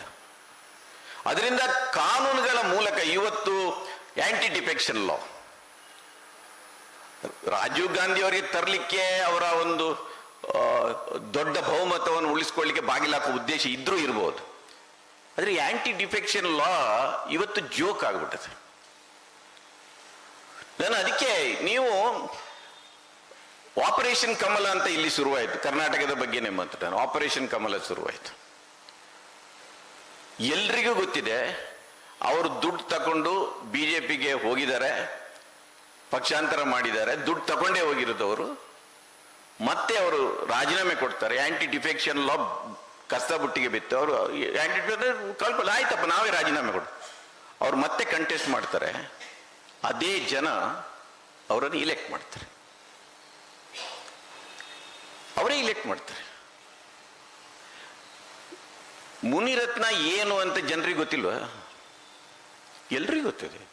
ರಾಜರಾಜೇಶ್ವರಿಗಳನ್ನು ಸುತ್ತು ಬನ್ನಿ, ಎಲ್ರಿಗೂ ಗೊತ್ತಿರುತ್ತೆ. ನಾನು ಆಗಾಗ ನೆನಪು ಬರ್ತೇವೆ. ಅಂಥವ್ರು ಬಹಳ ಮಂದಿ ಇದ್ದಾರೆ ಕರ್ನಾಟಕದಲ್ಲಿ, ಎಲ್ಲ ಪಾರ್ಟಿಗಳಲ್ಲಿ ಇದ್ದಾರೆ. ಆದರೆ ಮತ್ತೆ ಮತ್ತೆ ಅವ್ರು ಇಲೆಕ್ಟ್ ಆಗ್ತಾರಲ್ಲ. ಯಾರು ಇಲೆಕ್ಟ್ ಮಾಡಿದ್ದು ಯಾರು? ಒಂದಷ್ಟು ಈ ರೀತಿಯ ಮಿಸ್ಯೂಸ್ ಆಗಿರ್ಬೋದು. ನಾನು ಹೇಳ್ತೇನೆ, ಮಿಸ್ಯೂಸ್ ಆಗಿದೆ, ಖಂಡಿತ ಆಗಿದೆ. ಅವನೇ ಎಪಿಕ್ ಕಾರ್ಡ್ಗಳನ್ನ ಪ್ರಿಂಟ್ ಹಾಕ್ಬಿಟ್ಟಿದ್ದಾನೆ. ಆದ್ರೆ ಜನ ಕೂಡ ಇಲೆಕ್ಷನ್ ಹತ್ತಿರ ಬಂದಾಗ ಜಾತಿ, ಧರ್ಮ ಮತ್ತು ದುಡ್ಡು. ನಮ್ಮಲ್ಲಿ ಒಂದು ಕಲ್ಪನೆ ಇತ್ತು, ಬಡವರು ಮಾತ್ರ ದುಡ್ಡು ತಗೊಳ್ತಾರೆ ಅಂತ. ಶ್ರೀಮಂತರು, ನನಗೆ ಯಾರೋ ಹೇಳ್ತಾರೆ, ಅಪಾರ್ಟ್ಮೆಂಟ್ನಲ್ಲಿ ಹಾಲಿನ ಕ್ಯಾನ್ನಲ್ಲಿ ಚಿನ್ನದ ಉಂಗುರ, ಮುಗಿನ ನತ್ತು ಎಲ್ಲ ಹಾಕಿ ಕೊಟ್ಟರೆ ಎಲ್ಲರೂ ಇಟ್ಕೊಂಡಿದ್ರಂತೆ. ಯಾರ್ಯಾರಿಗೆ ಹೇಗೆ ಕೊಡ್ಬೇಕಂತ ಅವ್ರಿಗೆ ಗೊತ್ತಿದೆ. ಬಡವರಿಗೆ ಆದರೆ ಬಾರಾಯ ಅಂತ ಎಸೆಯುತ್ತಾರೆ, ಹೀಗೆ ಉಳಿದವರಿಗೆ ಸ್ವಲ್ಪ ಮರ್ಯಾದೆಯಿಂದ ಕೊಡ್ತಾರೆ, ಅದು ಮರ್ಯಾದೆಯಿಂದ ತಗೊಳ್ತಾರೆ. ಅಂದ್ರೆ ವೋಟರ್ಸ್ ಒಂದು ಲೆವೆಲಲ್ಲಿ ಕರಪ್ಟ್ ಆಗಿರೋದು ನಿಜ. ಅದರಿಂದ ಮೊದಲು ಎಲೆಕ್ಟ್ರಲ್ ರಿಫಾರ್ಮ್ಸ್ ಬಂದ್ರೆ ಇಂಥದ್ದು, ಇವತ್ತು ಫಸ್ಟ್ ಪಾಸ್ಟ್ ದಿ ಪೋಸ್ಟ್. ನನಗೆ ಇದನ್ನು ಹೇಳುವಾಗ ಒಂದು ಅಂಬೇಡ್ಕರ್ ಅವರನ್ನ ನೆನಪು ಮಾಡಿಕೊಂಡು ನನ್ನ ಮಾತುಗಳನ್ನು ಮುಗಿಸ್ತೇನೆ. ನನಗೆ ಬಹಳ ಆಶ್ಚರ್ಯ ಆಗಿರೋದು ಏನಂದ್ರೆ, ಅಂಬೇಡ್ಕರ್ ಅವರು ಈ ಚುನಾವಣಾ ವ್ಯವಸ್ಥೆಯನ್ನು ಇನ್ನಷ್ಟು ಬಿಗಿಗೊಳಿಸಲಿಕ್ಕೆ ಯಾಕೆ ಸಂವಿಧಾನದಲ್ಲಿ ಪ್ರಯತ್ನ ಮಾಡಿಲ್ಲ ಅಂತ ಒಂದು ಪ್ರಶ್ನೆ ಇದೆ. ಅವರೇ ಇಲೆಕ್ಷನ್ನಲ್ಲಿ ಕಂಟೆಸ್ಟ್ ಮಾಡಿ ಸೋತು ಅವರೆಲ್ಲ ಅನುಭವಿಸಿದ್ದಾರೆ ಅದನ್ನು. ಬಹುಶಃ ನಮ್ಮ ಎಲ್ಲ ಮಹನೀಯರಿಗೆ ಒಂದು ಏನಿತ್ತಂದ್ರೆ, ಮುಂದಿನ ಸಮಾಜದಲ್ಲಿ ಇಷ್ಟೊಂದು ಕೇಡ್ತನ ಇರ್ಲಿಕ್ಕಿಲ್ಲ, ಜನ ಒಳ್ಳೆಯವರಾಗ್ತಾರೆ. ಸ್ವಾತಂತ್ರ್ಯ ಸಿಕ್ಕ ಮೇಲೆ ಅವ್ರು ಇಷ್ಟು ಅಪ್ರಾಮಾಣಿಕರು, ಇಷ್ಟು ಮೋಸಗಾರರು, ಇಷ್ಟು ವಂಚಕರು ಆಗ್ಲಿಕ್ಕಿಲ್ಲ, ಅವರೆಲ್ಲ ಒಳ್ಳೆಯವರಾಗ್ತಾರೆ ಅಂತ ಒಂದು ಸಣ್ಣ ಆಸೆ ಅವರಲ್ಲಿ ಇದ್ದಿರ್ಬೋದೇನೋ ಅಂತ ನನಗನಿಸೋದು. ಇಲ್ಲದಿದ್ರೆ ಚುನಾವಣಾ ವ್ಯವಸ್ಥೆ, ನಾವು ಇವತ್ತು ಚುನಾವಣಾ ಸುಧಾರಣೆ ಬಗ್ಗೆ ಏನು ಮಾತಾಡ್ತಾ ಇದ್ದೇವೆ, ಅವರು first past the post system ಬಗ್ಗೆ ಅವರಿಗೆ ಮನಸ್ಸಿರ್ಲಿಲ್ಲ. ಅವರು ಸ್ಟೇಟ್ಸ್ ಆಫ್ ಮೈನಾರಿಟಿ ಆ ಡಾಕ್ಯುಮೆಂಟ್ ಅಲ್ಲಿ ಇದೆ, ಅದು ಪ್ರಪೋರ್ಷನಲ್ ರೆಪ್ರೆಸೆಂಟೇಷನ್ ತರಬೇಕು ಅಂತ ಇದೆ. ಇವತ್ತು ಅದು ಅಗತ್ಯ ಇದೆ ಅಂತ ನನಗನಿಸುತ್ತೆ. ಸ್ಟೇಟ್ ಫಂಡಿಂಗ್ ಆಗಬೇಕು, ಕ್ರಿಮಿನಲ್ಗಳನ್ನು ಹೊರಗಿಡಬೇಕು, ಮತ್ತು ಸಾಧ್ಯ ಆದರೆ ಪ್ರಪೋರ್ಷನಲ್ ರೆಪ್ರೆಸೆಂಟೇಷನ್ ಸಿಸ್ಟಮ್ ಬರಬೇಕು. ನನ್ನ ಪ್ರಕಾರ ನನಗೆ ಯಾಕೆ ಬರ್ಬೇಕಂತ ಹೇಳ್ತಾ ಇದ್ದೇನೆ ಅಂದ್ರೆ, ನೀವು ಕರ್ನಾಟಕದಲ್ಲಿಯೇ ಕಳೆದ 2013, 2018, 2023 ಇಲೆಕ್ಷನ್, ವಿಧಾನಸಭಾ ಇಲೆಕ್ಷನ್ಗಳನ್ನು ಮತ್ತು ಅದರ ನಂತರ ನಡೆದ ಲೋಕಸಭಾ ಚುನಾವಣೆಗಳನ್ನು ನೋಡಿದ್ರೆ, ವಿಧಾನಸಭಾ ಚುನಾವಣೆಯಲ್ಲಿ ಕಾಂಗ್ರೆಸ್ ಸೋತರು ಕೂಡ 2018 1% ವೋಟ್ ಜಾಸ್ತಿ ಇತ್ತು ಅವರಿಗೆ. 23 7% ಜಾಸ್ತಿ ಇತ್ತು. 18 ಸೋತಾಗಲೂ 1.65% ಜಾಸ್ತಿ ಇತ್ತು. 13 ಕೂಡ 17% ಜಾಸ್ತಿ ಇತ್ತು. ಅಂದ್ರೆ ಸೋತಾಗಲೂ ಕೂಡ ಕಾಂಗ್ರೆಸ್ನ ವೋಟ್ ಜಾಸ್ತಿ ಇದೆ. ಇಲ್ಲದಿದ್ರೆ ಹೆಚ್ಚು ಕಡೆ 1-2% ಡಿಫರೆನ್ಸ್ ಇರುತ್ತೆ. ಆದ್ರೆ ಸೀಟ್ಗಳ ನೋಡಿದ್ರೆ ಇವರಿಗೆ 80 ಬರುತ್ತೆ, ಅವ್ರಿಗೆ 135 ಬರುತ್ತೆ, ಅವ್ರಿಗೆ 125 ಬರುತ್ತೆ, ಇವರಿಗೆ 60 ಬರುತ್ತೆ. ಅದರಿಂದ ಇದನ್ನ ಬಹಳ ಮಂದಿ ಇದನ್ನು ಪ್ರತಿಪಾದನೆ ಮಾಡಿದ್ದಾರೆ. ಇವತ್ತಿನ ಇಂಡಿಯಾಕ್ಕೆ ಪ್ರಪೋರ್ಷನಲ್ ಈಗ ನೋಡಿ, ಕಮ್ಯುನಿಸ್ಟ್ಗೆ ಒಂದಷ್ಟು ಬರುತ್ತೆ, ಆದ್ರೆ ಎಲ್ಲಾ ಕಡೆ ಓಟುಗಳು ಹರಡಿ ಹೋಗಿರೋದ್ರಿಂದ ಒಟ್ಟು ಮತಗಳು ಬಂದಿರುತ್ತೆ ಅವರಿಗೆ, ಆದ್ರೆ ಅವರಿಗೆ ಸಂಖ್ಯೆ, ಅವರ ಅಭ್ಯರ್ಥಿಗಳು ಆಯ್ಕೆ ಆಗುದಿಲ್ಲ. ಬಹುಶಃ ಇದರ ಬಗ್ಗೆ ನಾವು ಮಾತಾಡಬೇಕಾದ ಅಗತ್ಯ ಇದೆ ಅಂತ ನನಗೆ ಅನಿಸುತ್ತೆ. ಅದರಿಂದ ಎಲೆಕ್ಟ್ರಲ್ ರಿಫಾರ್ಮ್ಸ್ ಬಗ್ಗೆ ನಾವೆಲ್ಲರೂ ಗಟ್ಟಿಯಾದ ದನಿಯಲ್ಲಿ ಮಾತನಾಡಲಿಕ್ಕೆ, ಅಂದ್ರೆ ಈ ಚರ್ಚೆಗಳನ್ನು ಎತ್ಕೊಳ್ಬೇಕು. ಈ ಚರ್ಚೆಗಳನ್ನ ಮುಖ್ಯ ಪೊಲಿಟಿಕಲ್ ಪಾರ್ಟಿಗಳು ಅವರ ಎಜೆಂಡವಾಗಿ, ಈಗ ರಾಹುಲ್ ಗಾಂಧಿ ಅವರ ನೇತೃತ್ವದಲ್ಲಿ ಕಾಂಗ್ರೆಸ್ ಬಹಳ ದೊಡ್ಡ ಕೆಲಸವನ್ನು ಮಾಡ್ತಾ ಇದೆ ಬಿಹಾರದಲ್ಲಿ. ಬರೀ SRIಗೆ ಸೀಮಿತ ಆಗಬಾರದು ನನ್ನ ಪ್ರಕಾರ. ಇಡೀ ಎಲೆಕ್ಟ್ರಲ್ ರಿಫಾರ್ಮ್ಸ್ ಬಗ್ಗೆ ಇವತ್ತು ಕಾಂಗ್ರೆಸ್ ಮಾತಾಡಬೇಕಾಗುತ್ತೆ ಅಂತ, ಅದು ಅವರ ಮುಂದಿನ ಮ್ಯಾನಿಫೆಸ್ಟೋದಲ್ಲಿ ಇಟ್ಬೇಕು. ಅದನ್ನು ಮಾಡಿ ಇವತ್ತು ಒಂದು ಕಾಲದಲ್ಲಿ ರಾಜೀವ್ ಗಾಂಧಿ ಅವರು ಮಂಡಲ್ ವರದಿಯನ್ನು ವಿರೋಧ ಮಾಡಿ ಪಾರ್ಲಿಮೆಂಟ್ ಅಲ್ಲಿ ಭಾಷಣ ಮಾಡಿದ್ರು. ಇವತ್ತು ಅದೇ ರಾಹುಲ್ ಗಾಂಧಿ ಅವರು ಇವತ್ತು ಕಾನ್ಸೆನ್ಸಸ್ ಬಗ್ಗೆ, ನಾನು ಇವತ್ತು ರಾಹುಲ್ ಗಾಂಧಿ ಮಾತಾಡಿದಾಗ ಇದು ರಾಹುಲ್ ಗಾಂಧಿ ಮಾತಾಡೋದು VP ಸಿಂಗ್ ಮಾತಾಡೋದು ಏನೋ ಡೌಟ್ ಆಗುವಷ್ಟು ಅವರ ಭಾಷಣ ಬದಲಾಗಿದೆ. ಇವತ್ತು ಆ ಬದಲಾವಣೆ ಕಾಂಗ್ರೆಸ್ನಲ್ಲಿ ಆಗಿದೆ. ಅದರಿಂದ ಕಾಂಗ್ರೆಸ್ ಪಕ್ಷ ಕೂಡ ಬಹುಶಃ ನಾವು ಸಾಮಾಜಿಕ ಹೋರಾಟಗಾರರು ಎಲ್ಲರೂ ಕೂಡ ಎಲೆಕ್ಟ್ರಲ್ ರಿಫಾರ್ಮ್ಸ್ ನ ಬಗ್ಗೆ ಅವರು ಮಾತಾಡುವಾಗೆ ಅದರ ಮೇಲೆ ಅದು ಒಂದೇ ದಾರಿ ಇರುವುದು, ಒತ್ತಡ ಹಾಕಬೇಕಾದ ಪ್ರಪೋರ್ಷನಲ್ ರೆಪ್ರೆಸೆಂಟೇಷನ್ ಇರ್ಬೋದು, ಸ್ಟೇಟ್ ಫಂಡಿಂಗ್ ಇರ್ಬೋದು, ಇಲ್ಲದ್ರೆ ಕ್ರಿಮಿನಲ್ಗಳನ್ನ ಹೊರಗಿಡುವ ಈ ಪ್ರಕ್ರಿಯೆ ಇರ್ಬೋದು, ಇದನ್ನ ಅವರು ಇಶ್ಯೂ ಆಗಿ ತಕೊಂಡು ಬರೀ ಬಿಹಾರದಲ್ಲಿ ಆಗ್ತಾ ಇದೆ, ಬಿಹಾರದ ಒಂದು ಇಲೆಕ್ಷನ್ ಫೋಕಸ್ ಮಾಡಿ ಅಲ್ಲಿ ಕಾಂಗ್ರೆಸ್ ಒಂದು ಹೆಚ್ಚು ಸೀಟ್ ತಗೊಳ್ಳುವ ಹಾಗೆ ಮಾಡಿ ಮತ್ತೆ ಮುಂದೆ ಏನು ಎನ್ನುವುದು ಅಲ್ಲ ಅದು ನನ್ನ ಪ್ರಕಾರ. ಒಟ್ಟು ಸಿಸ್ಟಮ್ನ ಸುಧಾರಣೆಗೆ ಏನಾದರೂ ಮಾಡಲಿಕ್ಕೆ ಸಾಧ್ಯ ಇದ್ರೆ ಅದನ್ನು ಮಾಡಲಿಕ್ಕೆ ನಾವೆಲ್ಲ ಒತ್ತಡ ಹಾಕಬೇಕು ಅಂತ ಹೇಳಿ ನನ್ನ ಮಾತುಗಳನ್ನು ಮುಗಿಸ್ತೇನೆ. ಮುಂದೆ ಏನಾದರೂ ಚರ್ಚೆಯಲ್ಲಿ ಇದನ್ನು ಹೇಳ್ತಾ ಮುಂದಿನ ಚರ್ಚೆಗೆ ಗೌರಿ ಲಂಕೇಶ್ಗೆ ಸಂಬಂಧಿಸಿದ ಒಂದು ವಿಚಾರವನ್ನು ನಾನು ಪ್ರಸ್ತಾಪ ಮಾಡ್ತೀನಿ. ಅದು ಯಾರಾದರೂ ಅದಕ್ಕೆ ರೆಸ್ಪಾಂಡ್ ಮಾಡ್ಬೋದು. ಗೌರಿ ಲಂಕೇಶನ್ನ ಆಕ್ಟಿವಿಸ್ಟ್ ಜರ್ನಲಿಸ್ಟ್ ಅಂತ ನಾವು ಪರಿಗಣಿಸ್ತೀವಿ. ನನ್ನ ಪ್ರಕಾರ ಲಂಕೇಶ್ ಕೂಡ ಆಕ್ಟಿವಿಸ್ಟ್ ಜರ್ನಲಿಸ್ಟೇ ಆಗಿದ್ರು. ನಾವೆಲ್ಲ ಒಂದು ರೀತಿ ನಾನು ನಾನು ಎಲ್ಲಿಯವರೆಗೆ ಜರ್ನಲಿಸಮ್ನಲ್ಲಿ ಸಕ್ರಿಯವಾಗಿದ್ದೆ, ನಾನು ಆಕ್ಟಿವಿಸ್ಟ್ ಜರ್ನಲಿಸ್ಟ್ ಆಗಿರಲಿಲ್ಲ. ನನಗೆ ಅನಿಸುತ್ತು ಇದನ್ನು ಕೂಡ ರೀಥಿಂಕ್ ಮಾಡುವಂಥ ಕಾಲ ಬಂದಿದೆ ಅಂತ. ಯಾಕೆಂದ್ರೆ ಆಕ್ಟಿವಿಸ್ಟ್ ಜರ್ನಲಿಸ್ಟ್ಗಳು ಎಲ್ಲರೂ ಕೂಡ ಇದು ಬೇಡ, ಇದಕ್ಕೊಂದು ಪರ್ಯಾಯ ಹುಡುಕುವ ಅನ್ನೋ ಪ್ರಯತ್ನದಲ್ಲಿ ಹೋಗ್ತಾರೆ. ಆದರೆ ಇವತ್ತಿನ ಪ್ರಜಾಪ್ರಭುತ್ವ ಹೇಗಿದೆ ಅಂದರೆ ಒಳ್ಳೆಯವರು ಮತ್ತು ಕೆಟ್ಟವರ ನಡುವೆ ಆಯ್ಕೆ ಇಲ್ಲ. ನಮಗೆ ಕೆಟ್ಟವರು ಮತ್ತು ಅತಿ ಕೆಟ್ಟವರ ನಡುವೆ ಆಯ್ಕೆ ಇರೋದು. ಕೆಟ್ಟವರು ಬೇಡ, ಅತಿ ಕೆಟ್ಟವರು ಬೇಡ ಅಂತ ಕೆಟ್ಟವರನ್ನು ನಾವು ಆಯ್ಕೆ ಮಾಡ್ತೇವೆ. ಇದು ಅತಿ ಕೆಟ್ಟಿದಾಗ ಇನ್ನೊಂದು ಕೆಟ್ಟವರನ್ನು ಹುಡ್ಕೊಂಡು ಹೋಗ್ತಾರೆ. ಅದರಿಂದ ಇದ್ರ ಎಲ್ಲ ಪರ್ಯಾಯವನ್ನು ಹುಡುಕುವುದರಿಂದ ದೂರ ನಿಂತು ಯಾವುದು ಸರಿ ಯಾವುದು ತಪ್ಪು ಇದನ್ನು ಹೇಳಬೇಕಾದ ಒಂದು ಅಗತ್ಯ ಇದೆ ಅಂತ, ಜರ್ನಲಿಸಂ ಬೇಕಾಗಿದೆ ಅಂತ ಒಂದು ಪ್ರಶ್ನೆ ನನ್ನಲ್ಲಿ ಇತ್ತೀಚೆಗೆ ಹುಟ್ಲಿಕ್ಕೆ ಆಗ್ತದೆ. ಬಹಳ ದಿನಗಳಿಂದ, ತಿಂಗಳುಗಳಿಂದ ಹುಟ್ಟುತ್ತಾ ಇದೆ. ನಾನು ಜರ್ನಲಿಸಮ್ನಿಂದ ಸ್ವಲ್ಪ ದೂರ ಆದ ನಂತರ ನಾವು ಎಲ್ಲ ಒಂದು ಕಡೆ ಪರ್ಯಾಯವನ್ನು ಹುಡುಕ್ಲಿಕ್ಕೆ ಹೋಗಿ ಹೋಗಿ ನಾವು ಮತ್ತೊಂದು ಗುಂಡಿಯಲ್ಲಿ ಬೀಳ್ತಾ ಇದ್ದೇವೆ ಅಂತ ನಮಗೊಮ್ಮೆ ಅನಿಸುತ್ತೆ. ಬಹುಶಃ ಲಂಕೇಶ್ ಅದನ್ನು ಮಾಡಿದ್ರು. ಅದನ್ನು ಆ ಕಾಲದಲ್ಲಿ ಅವರೆಲ್ಲ ಮಾಡ್ತಾ ಬಂದಿದ್ರು. ಒಂದು ಸ್ವಲ್ಪ ಸಕ್ಸಸ್ ಸಿಕ್ಕಿದ್ದು ನಿಜ. ಅದು ನಮಗೆ ಅನಿಸುತ್ತೆ. ಅದು ನಾವು ಬರೀ ಇದು ಬೇಡ ಅಂತ ಹೇಳುದು ಅಷ್ಟೇ ಅಲ್ಲ, ಇನ್ನೊಂದು ಪರ್ಯಾಯವನ್ನು ನಾವು ಪರ್ಯಾಯ ಹುಡುಕುದು ನಮ್ಮ ಕೆಲಸನ, ಜರ್ನಲಿಸ್ಟ್ಗಳ ಕೆಲಸನ ಎನ್ನುವುದೊಂದು ಪ್ರಶ್ನೆ ಇದೆ. ಬಹುಶಃ ಅದು ಚರ್ಚೆ ಆಗಲಿ ಅಂತ ಹೇಳಿದ್ರಿ ನನ್ನ ಮಾತುಗಳನ್ನು ಮುಗಿಸ್ತೇನೆ. ನಮಸ್ಕಾರ.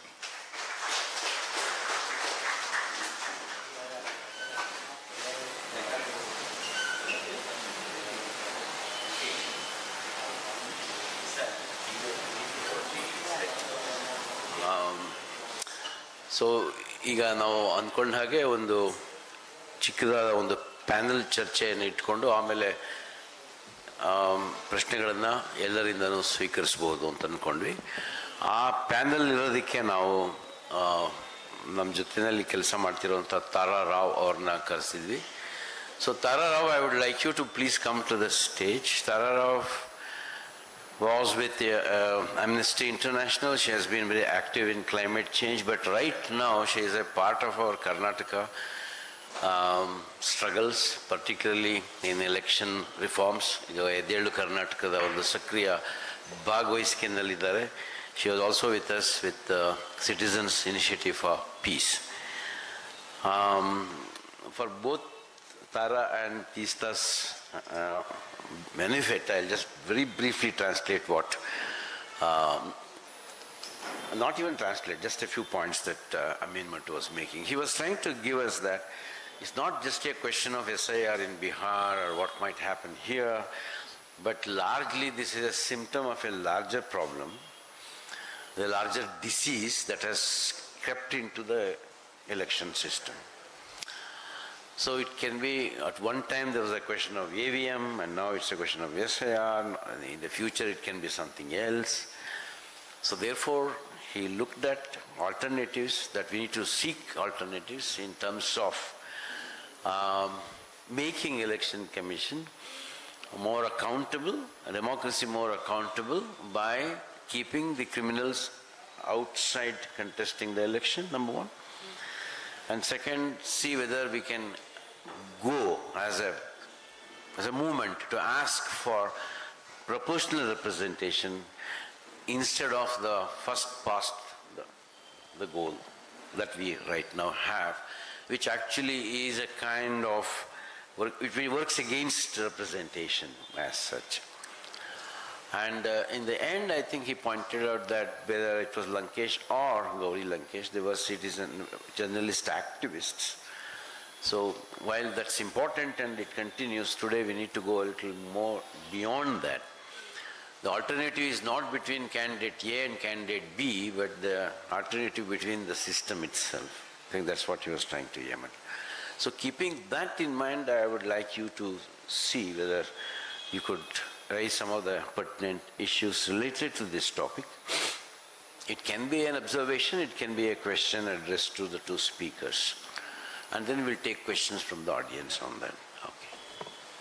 Would you like to go first, Tara? Okay. Yeah, can you start? Yeah. Thank you, Sridhar, and thank you, Mr. Hegde, and thank you, Matu Saab. Thanks, Tara, for being here for the panel. I just thought, given what both the speakers have said, and thanks for the little summary, I'll just flag a few basic issues around today's subject, which don't necessarily respond to the speakers, but actually raise some issues related to the problem at hand. And I think we need to look at a couple of things when you look at what Mr. Hegde talked about when he referred to citizenship issue in Assam, the way the Indian Constitution and the Union looked at composite nationhood, and where we are today. And I think one of the questions I would like to raise is, Tara could raise some others, is that are we now heading towards a situation where the constitutional framework of composite nationhood is being completely undermined in multiple ways? And it's undermined by moves within the executive on the one hand, the judiciary on the other. If you look at the NRC Assam, which was under judicial supervision from 2014 onwards, and the Election Commission now, as is evident in SIR Bihar, but actually has been evident even before. If you look at the Citizens Commission on Elections, look at ADR's petitions, and if you look at the Vote for Democracy efforts. So going to the first question, the citizenship in Assam, the whole question of the agitation in 2019, 2020, but then you go back to NRC in Assam, is the question of documented citizenship. And is the test of documented citizenship a fair constitutional test, which the bureaucracy and the executive was trying to impose on a vast undocumented populace? Second, I'd like to raise the issue of, within this issue of documented citizenship, how the executive functions and the judiciary response to that executive function of bringing in things like the NRC to a 2003 amendment in their Citizenship Act, not through the amendment of the Act itself, which was under NDA 1 government. And we all got to know if it hit us in the face after Assam and after the anti-CA movement. It was not challenged by our civil libertarians even, because it was smuggled in through the rules in the first NDA government, where the issue of an NRC was brought in. And it was not debated in Parliament. So I just wanted to flag those two issues. I wanted to flag the issue of, I don't think it's a question of EVM versus the voters list. I think it's a kind of weaponization of the whole electronic election voting system itself. Because you have now a situation where the VVPAT has been made a mockery of. You don't have 30% verification of VVPAT. You have the symbol loading unit having been brought in 2017. And the symbol loading unit is vulnerable to external connection with the Election Commission. And according to experts, has a labile memory. And all in that, you have a Supreme Court which, believe me, in my best analysis of the term, is a bit overwhelmed by the quote-unquote technology experts that come before it through the Election Commission, and does not want to look at independent technological experts either. So those who raise questions about the Election Commission are looked at as nerds versus those who want technology. Whereas that's not what people are talking about. People are talking about accountability in the technology used and transparency in the Election Commission, which owes itself under Article 324 and 326, first and primarily to the Indian people. And it owes a certain answerability to that. So I think even the judicial function in terms of how it has assessed some of these processes needs to be looked at a little bit. And certainly proportional representation, and certainly the whole question of criminals in politics, and the issue of state-funded elections, as I believe Mr. Mattu spoke about, are all important issues in my mind. But I thought some of these other issues should also be fleshed out. Would you like to respond?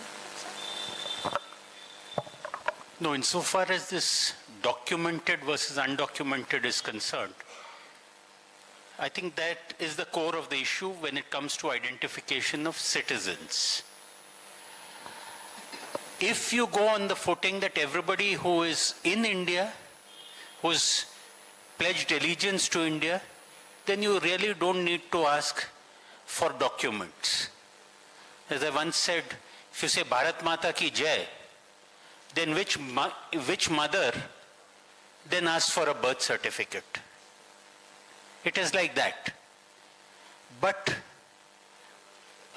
documentation puts in a greater burden on the poor, on those who were born poor or whose parents were poor.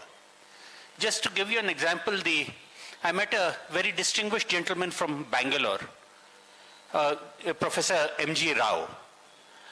He was on the Prime Minister's Economic Advisory Commission, an economist of great repute, writes in the Business Standard and everything. His brother was U.R. Rao, the one who launched Aryabhatta, our first satellite. U.R. Rao, I realized, was Udupi Rao. The brother is Marapalli Rao. He said, oh, no, it doesn't matter. You see, our father was Mr. Acharya of Admar. He went off to Bellary as a cook. When we went in to school, my elder brother was Rayaru's son.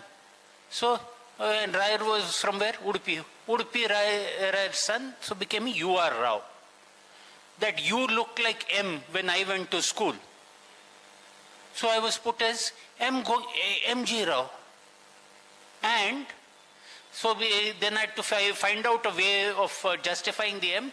The next village to Admar is Marapalli, and that is how I became Marapalli Govind Rao. Now, it struck me at that point of time because I had done a lot of Assam cases.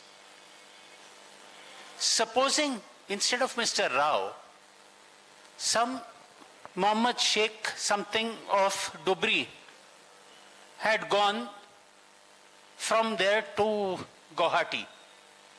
And then his children were sent to school in a similar way. One was the son of Mr. S.H.A.I.K. Another was the son of Mr. S.K. So, if questions about their citizenship arose much later, somebody was marked as a doubtful voter, would be referred to a foreigners tribunal. When the reference to a foreigners tribunal was made, he said, no, my father was here. Look at the voting list of 1971, look at the voting list of 1965. The foreigners tribunal would say, your father's name was not this. This is not what the document says. You are unable to prove that you are a foreigner.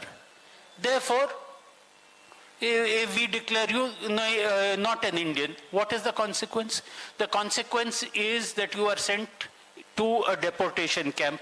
What is a deportation camp? We don't really have camps to hold people indefinitely. We send them to prison and say, that is designated as a deportation camp. Then what happens? You can't be kept there indefinitely. Someday they say they will push you back. What is push back? Just physically thrown across the border and said, run. It's push out, it's not push back. I know. So these are the consequences of insisting on clean documents for citizenship, like the Election Commission is currently doing. And unfortunately, our judiciary, our commissions, our decision-making bureaucracy often comes from a heritage of privilege, from a heritage of documentation, and can simply not understand the amount of human misery that their insistence on documentation, on not only documentation, but documentation of a particular variety, which will give them proof beyond all reasonable doubt to certify on citizenship, is leading to. I think, Rina. Yeah. I'd like to bring Tara in because Tara has been to Bihar at least 2-3 times after this SIR process. And one of the issues I'd like to flag, which I think so happened and none of the speakers specifically referred to, is the 24th June notification that actually notified the special intensive revision which doesn't exist under law. SIR doesn't exist under law, the term, but I won't go into that technicality, is itself fundamentally flawed, because normally a revision is in the voters list is given enough time, it takes a couple of years, etc. But in the construct of the language of that notification, there are 2-3 elements. One is that it speaks about weeding out illegal immigrants, which is not the job of what the voters list should be doing. And secondly, it talks about privileging and excluding from any examination those who are from the bureaucracy, those who are from sports and arts field, so a certain class of privileged persons. So I think if you could just comment, Tara, and of course anything else you want to say on the subject, but on the issue of how the SIR has been conducted, what it has meant to the people of Bihar. So I was in Bihar once, and basically the work has been as to how teams, civil society platforms can be brought together to work with the elections, during the elections. More or less on the lines that we did here in Karnataka. Now, I think the whole, first of all, just to take a step back and say there's this whole new layer. Normally what you do in elections is that you're saying, okay, so, we'll wait for the date to happen, but let's start our work on the ground.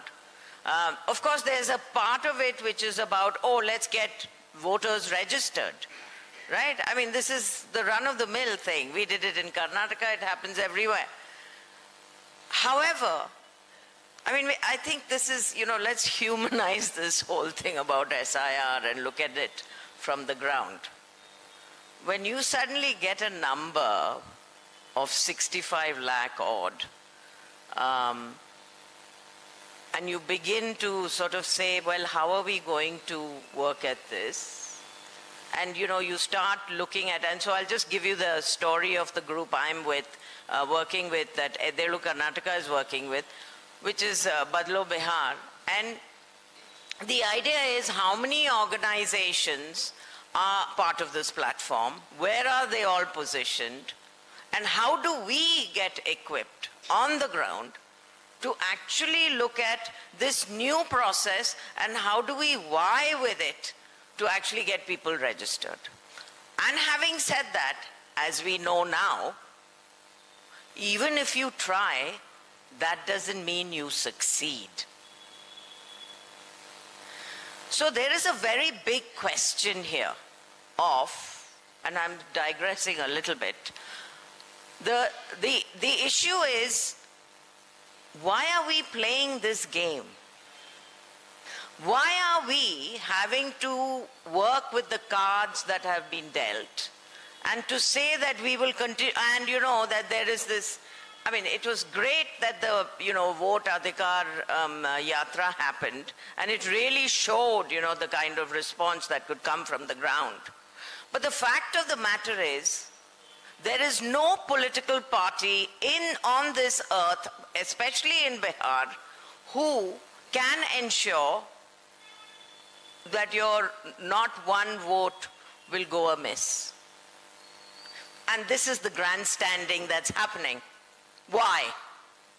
So the reality, coming back to, is that, if you're dealt this, are we going to stand here and take it as given? And are we going to also take it as, having done this whole yatra and shown your strength, are you still going to succumb to the SIR framework? I will not call it more than that, because it doesn't deserve anything more. That SIR framework is something that we must all submit to. Why has this yatra happened is the question. Having the yatra, done it all and come to Patna and all this, we go back to saying, acha, now let's go back to the SIR and do our voting. So I would actually also like to hear other people's comments on this, as to where do we go from here, given that we are engaged actively in an electoral process. It is time bound. we are going to have elections end of October, early November. Where do the people, we the people, stand, or where should we be standing in this process that we need to ensure is going to take us down the right route? And remember, this is not just about Bihar. So what is the role that Bihar should play in this whole process going forward?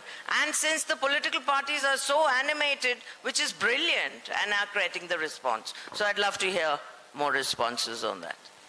I'd also like to add one more thing, that it's not 65 lakhs. It's going to be 65 lakhs with another 8-9 lakhs, because the BLOs have made another addition of people who are not going to be accepted. So that figure is not set in stone. It's not likely to decrease. It's only likely to increase, number one.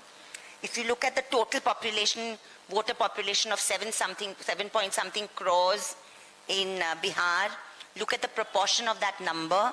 And again, I want to flag, because Mr. Hegde is here, before I could request Mr. Mattu to say what political parties may or may not do, or Mr. Hegde, is that NRC, when it began, in its first draft in 2018 December, population of Assam, 3.3 crores roughly that time.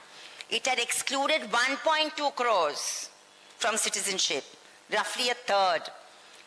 Then, from verification. Then August 31st, 2019, the figure came down to 19 lakhs. To date, 19,000 people, there's a sword hanging over their head, and they've been told that they are excluded, possibly being excluded from citizenship. No reasons have been given to date, 6 years down for their exclusion. And now we have an NRC coordinator going to Supreme Court just last week, saying we want re-verification because there should be more or less. So the misery of the people is going to continue. In this period, Aadhaar cards have been deprived. Access to bank accounts, access to school education, access to many government schemes has been denied this section of people. CJP managed to get an order saying children will not be sent to detention camps. I'm calling them concentration camps, but I mean what? So the point is, it's a colossal humanitarian crisis of proportions where the opposition, no party has responded to in Assam. So even the Bihar response is not a surprise, because they just don't know how to respond to it when it comes to tackling issues like illegal immigration, documented citizenship, etc. But it would really be important to know that how is the political opposition going to tackle this, both issues, even NRC Assam, and also the question of SIR Bihar and SIR Bengal tomorrow and Maharashtra. And I would say not just political parties, but the citizen range.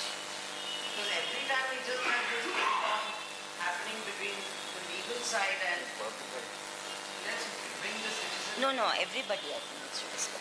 Anybody could respond to this actually. It's not just the speakers or whatever. Anybody would like to respond, make a comment.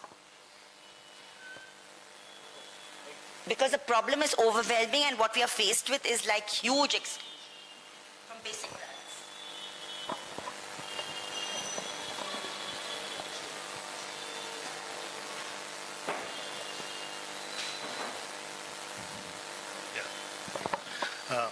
Thank you. Just adding something to what both Dhara and Tistaji said, the question is to Mr. Hegde. I think there's a time limit before which the Bihar Assembly has to be sworn in.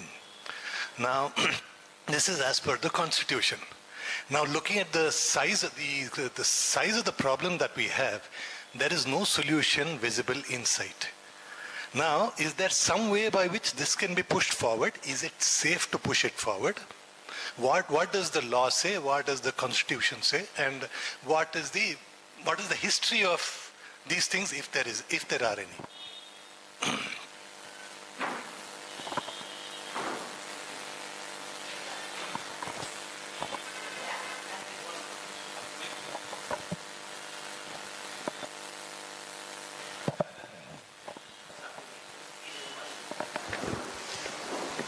No, you're right about the deadlines. And this is just me gaming what is likely to come ahead. The Supreme Court still looks at things through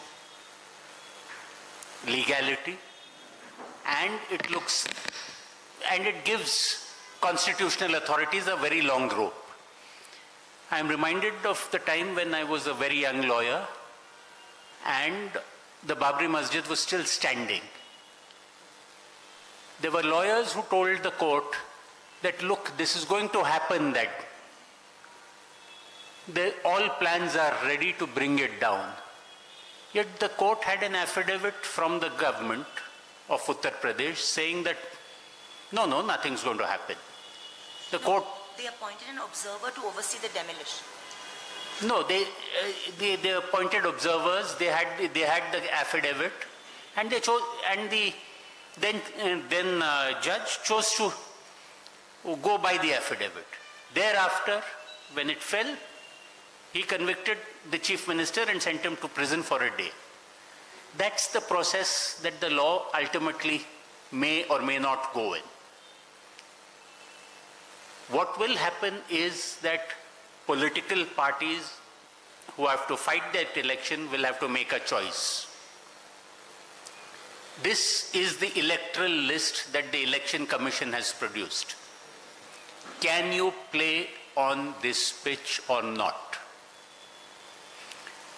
The Indian cricket team sometimes has run into things like that. You have a doctored pitch, or you have an umpire who has been consistently ruling against you. This was before we became a cricketing superpower. You had to make that choice. Do we allow the game to continue, or do we boycott it? Now, yes, there is a constitutional provision that a new assembly has to be sworn in. But there have also been instances when assemblies could not be sworn in, and there has been president rule in the state, in Bihar itself. If the political situation gets to a point where the major political parties of the country decide that based on this electoral list, a fair election is not possible, then different consequences will follow. This is both a legal question as well as a political question, the current crisis. Mr. Mattu, would you add to that? Other questions?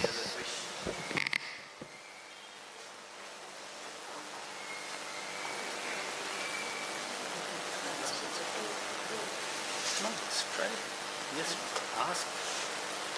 I think what we should be discussing just now, because Mr. Tejasvi Yadav had raised this openly mid-SIR, soon after it was introduced in early July, June late it was introduced, and mid-July, is that the opposition should boycott the Bihar election. And that was something that was very tentatively responded to by the other parties. So that is an issue. Now that is both a political and a legal question. So it depends a lot on how, you see these exclusions, these 65 lakh plus 3 or 8 lakh people. We've had some very good reportage, and yet it's only from the independent media, as we know.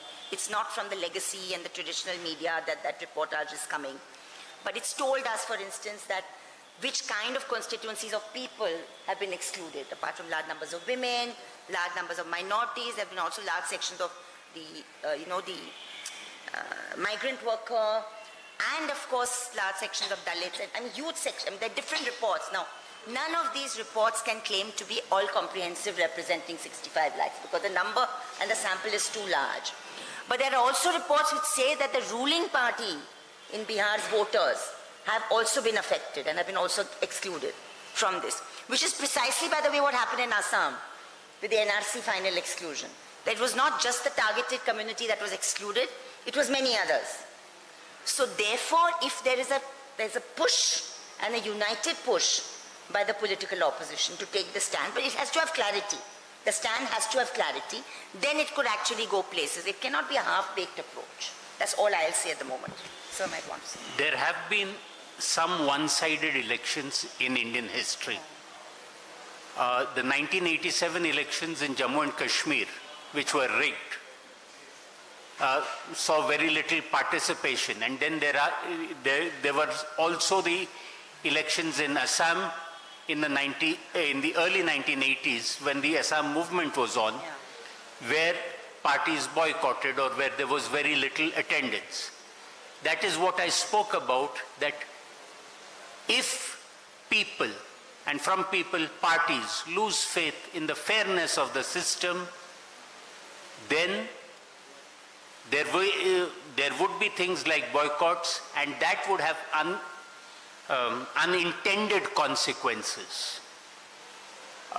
Boycotts should be resorted to very sparingly, but yet the fear of a boycott which ensures that the system stays fair should always be expressed in such a way that all authorities do not stray very much from the straight and narrow path.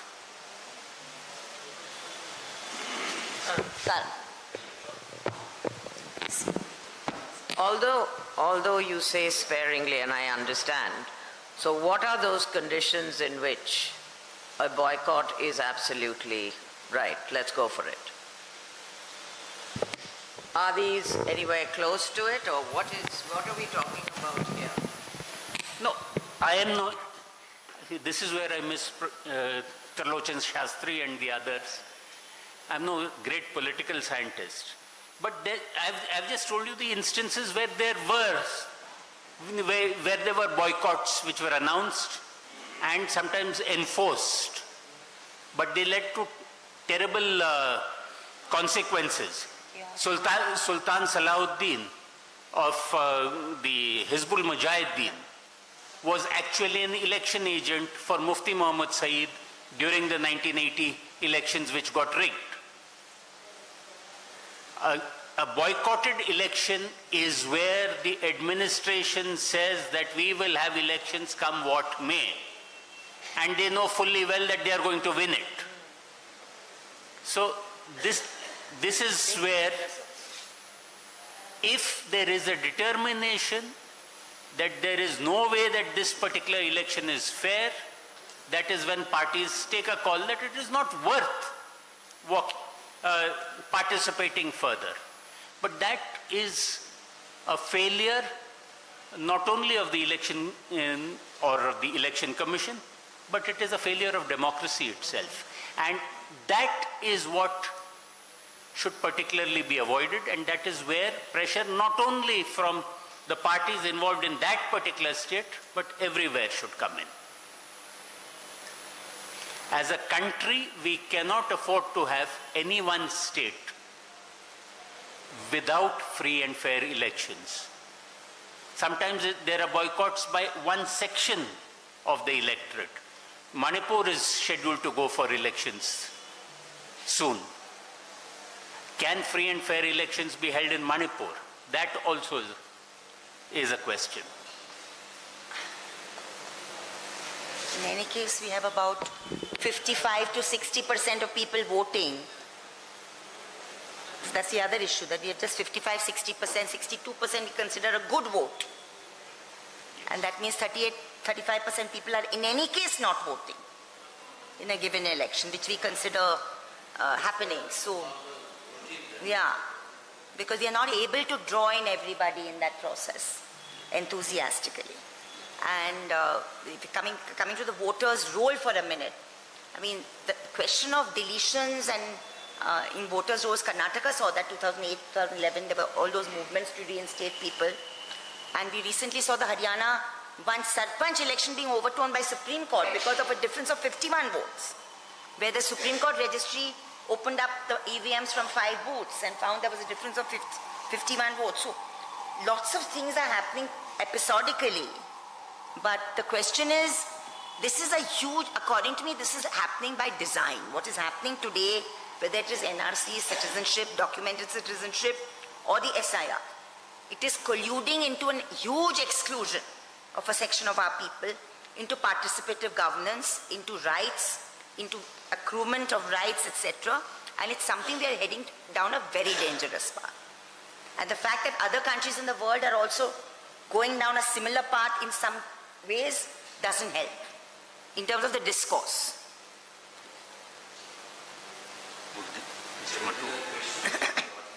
Yeah. For you, Mr. Hegde. Hello.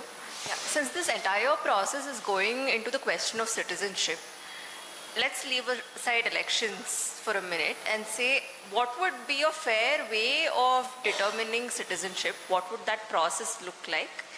In a way where you make sure that Indian citizens are included and at the same time immigrants coming in. Because there are so many porous borders, not only with Bangladesh but also Nepal, Bhutan. We make sure that they are not included. What would that process look like and who would be the relevant authority determining that?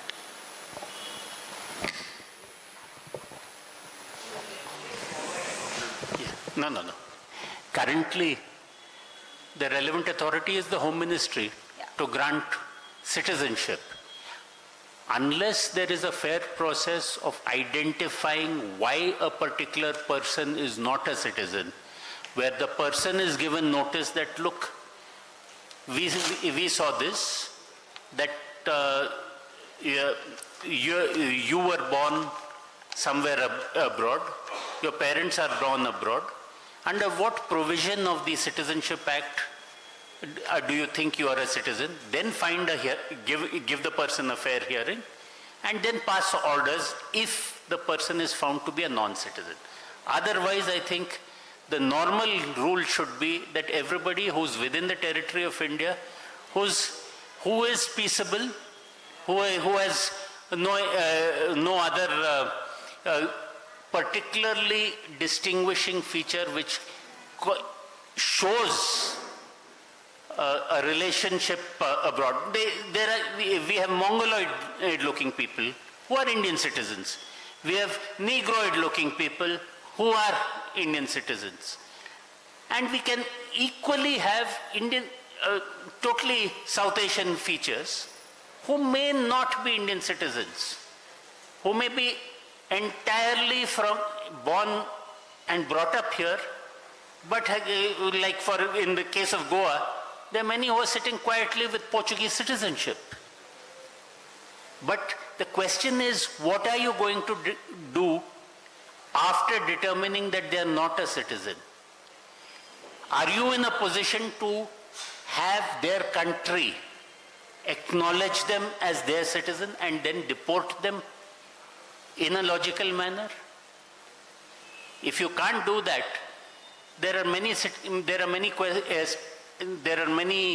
situations in administration where overall superintendence, but normally a benign neglect is best administrative policy. I just want to add to that, and we're talking about SIR, we're talking about Assam, but I don't know how many people here in this room have noticed that post-Pahalgam attack, April 22nd, there were open statements by certain chief ministers of the BJP ruled states and the Home Minister saying that we are going to weed out, quote-unquote, Bangladeshis and illegal immigrants. And it's been a shocking record. Again, we've captured this only episodically when I'm talking about my organization or website, because the government is simply not providing public information, okay? So there are journalists doing it, activists doing it or whatever, and we are collating this information. So it's happened in Gujarat, it's happened in Bombay, Maharashtra, it's happened in Rajasthan, it's happened in Delhi, and of course in Gurgaon and Assam. Assam, we know that 300 plus cases, of which 104 were returned back, dumped back into their homes, because you found you had taken the wrong people. But they were picked up in a brutal fashion, post 11:30 p.m. in the night, including women, violating every norm and every law. But recently we found out, after a lot of digging, that in Bombay, Thane, Maharashtra, 100 FIRs have been lodged by the police against such people, where 3 or 4 acts are put together. Passport Act, Immigration Act, 1925. So, you know, multiple levels of offenses are put. And these people, it's very difficult to trace. Now, we managed to trace one family where the daughters got lucky because the High Court protected them. But the father has disappeared. Now, the point is, you have to look at how our citizenship was framed, and we do not have if you have, the procedure is not legit, if the procedure is not thorough to find out who is not a citizen, you can't have these sweep down operations like this. But that's what's happening. And because in the public mind this fear and frenzy is whipped up, we ask questions like what is fair, what is right and what is wrong about, and who should be here and who should not be here, you know? Because we are made to think like that. I remember Bombay violence of 92-93 after Babri demolition.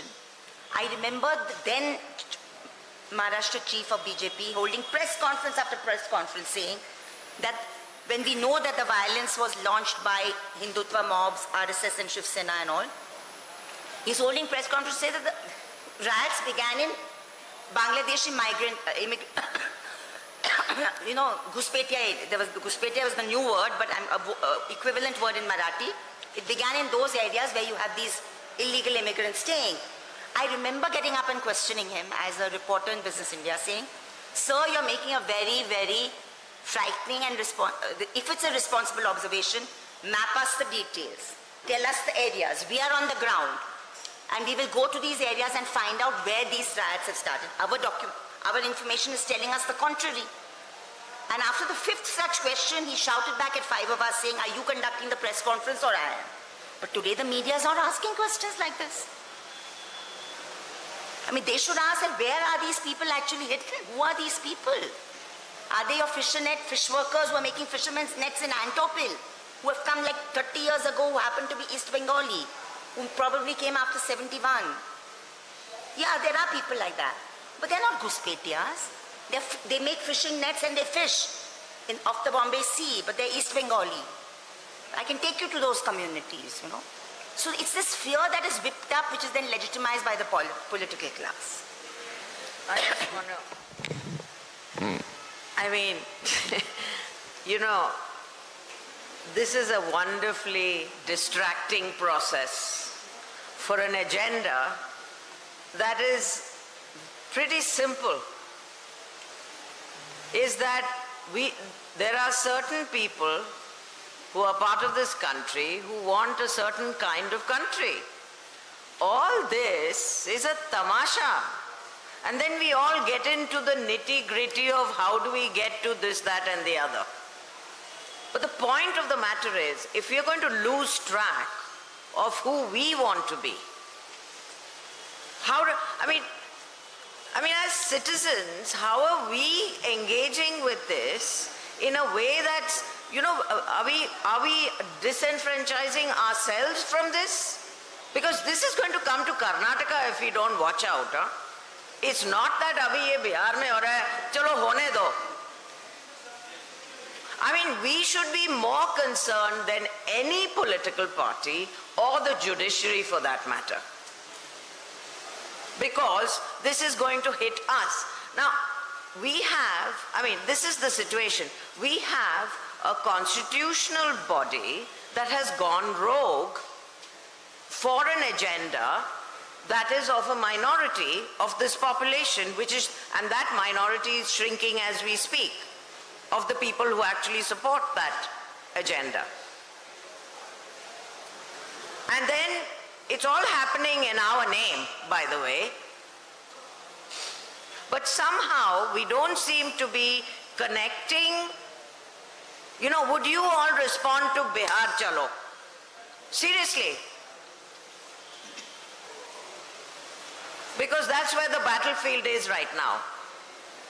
In order to establish the message that this can't happen with us while we are still here.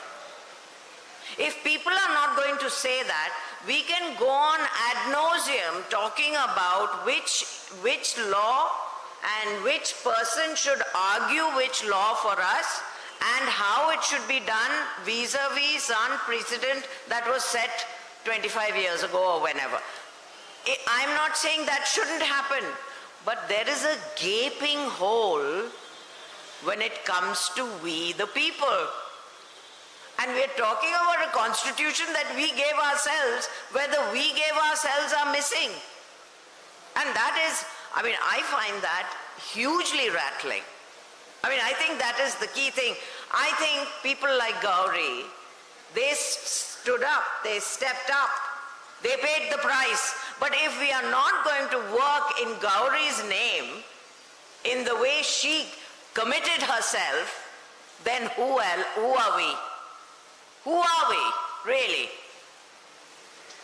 Are we feeling, and I'd really like to understand, because, are we feeling so, helpless and hopeless and I'm nobody and what can I do and, well then we could have all felt that like that since 1857 to 1947, and then we wouldn't have got freedom also. But, we all love our freedom fighters, we all have our favorites. But we don't seem to be, I don't know, wanting to be that, or even, saying what is the need of the hour. And I think, more than the judiciary and what they will do on Monday and what will XYZ do, which party will say what, for me, what concerns me is, what are we doing? And I think that's precious little. I just want to, sorry, one question? Yeah, please. Okay. Yeah, sorry, that'll be the last question, yeah. Hi, something along the lines which Tara said, this is quite a portion, like 65 lakhs is not a minuscule, like it's not a small amount. Why is there such an apathy in regard, like why are we not able to mobilize 65 lakh people? It could either make or break an election, right? And if we could mobilize, is it because they're like migrant, poor, like do we have our own biases? Like she said, Bihar Chalo would not be a popular anthem here, right? And the second thing I wanted to say is that, in terms of Bihar, the current leadership's not going to come back to power, which is very clear. People are disappointed. And the BJP also doesn't have a face of its own, like a strong candidate in the state.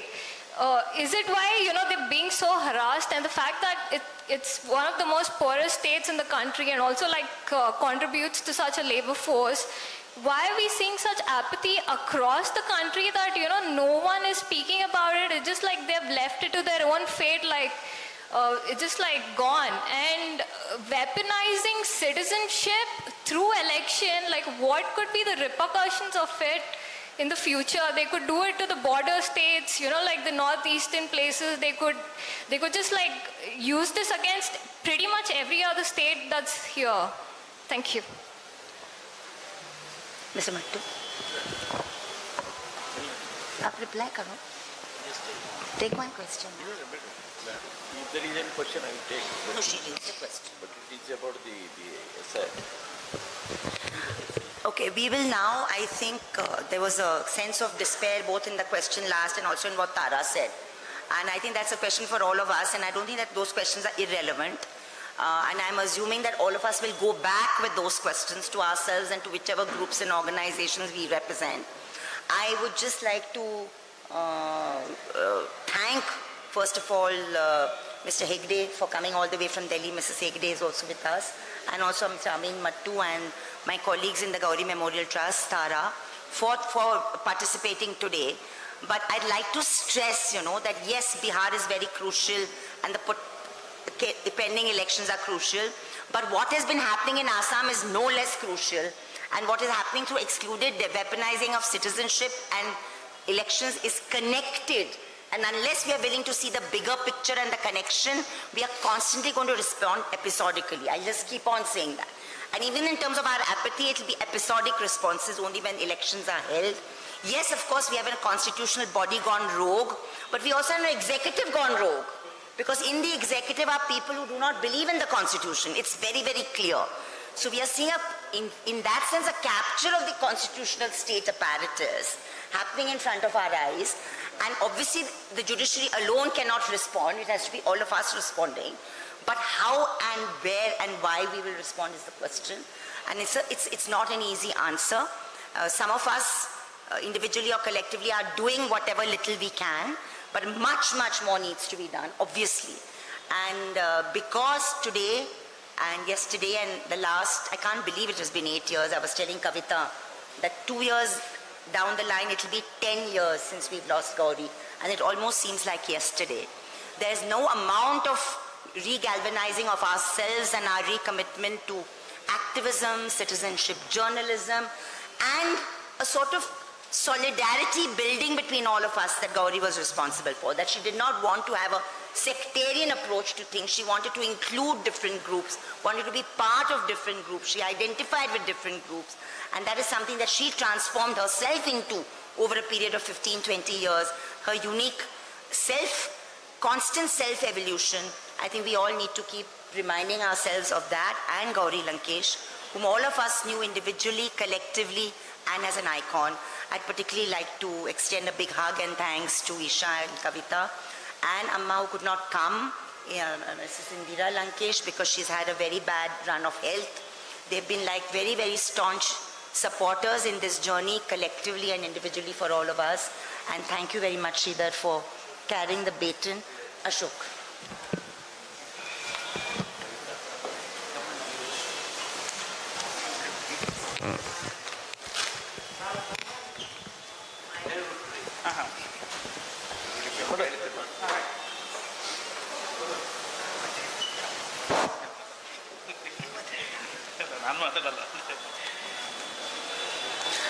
ಸ್ನೇಹಿತರೆ, ಕೊನೆಯ ಹಂತಕ್ಕೆ ಬಂದಿದ್ವಿ.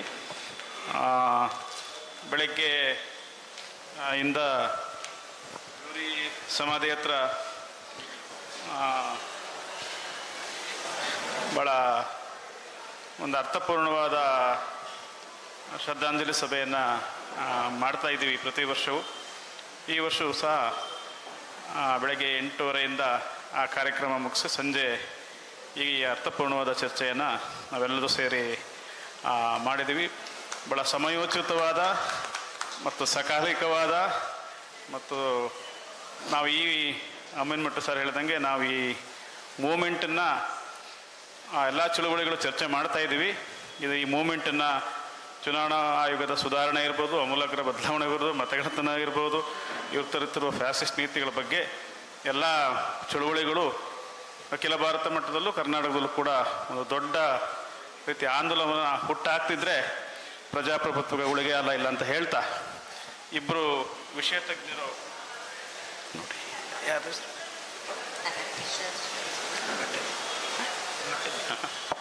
ಇಬ್ಬರು ವಿಷಯ ತಜ್ಞರು ಮತ್ತು ಅನುಭವ ತಜ್ಞರು ಬಂದು ಮಾತಾಡಿದರು. ದಿನೇಶ್ ಅಮ್ಮನಮಠ ಅವರು ನಮ್ಮವರೇ. ಅವರಿಗೆ ಗೌರಿ ಬಗ್ಗೆ ಬರೆದಿರೋ ಪುಸ್ತಕವನ್ನು ಕವಿತಾ ಲಂಕೇಶ್ ಅವರು ಕೊಡಬೇಕಾಗಿ ಕೇಳ್ಕೊಳ್ತೀನಿ.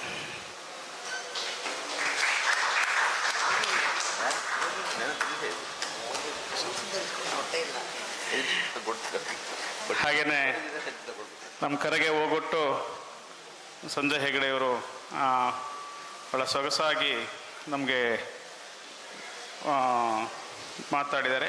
ಅವರಿಗೂ ಕೂಡ ಗೌರಿ ಬಗ್ಗೆ ಬರೆದಿರೋ ಪುಸ್ತಕವನ್ನು ಕವಿತಾ ಲಂಕೇಶ್ ಅವರು ಕೊಡಬೇಕು.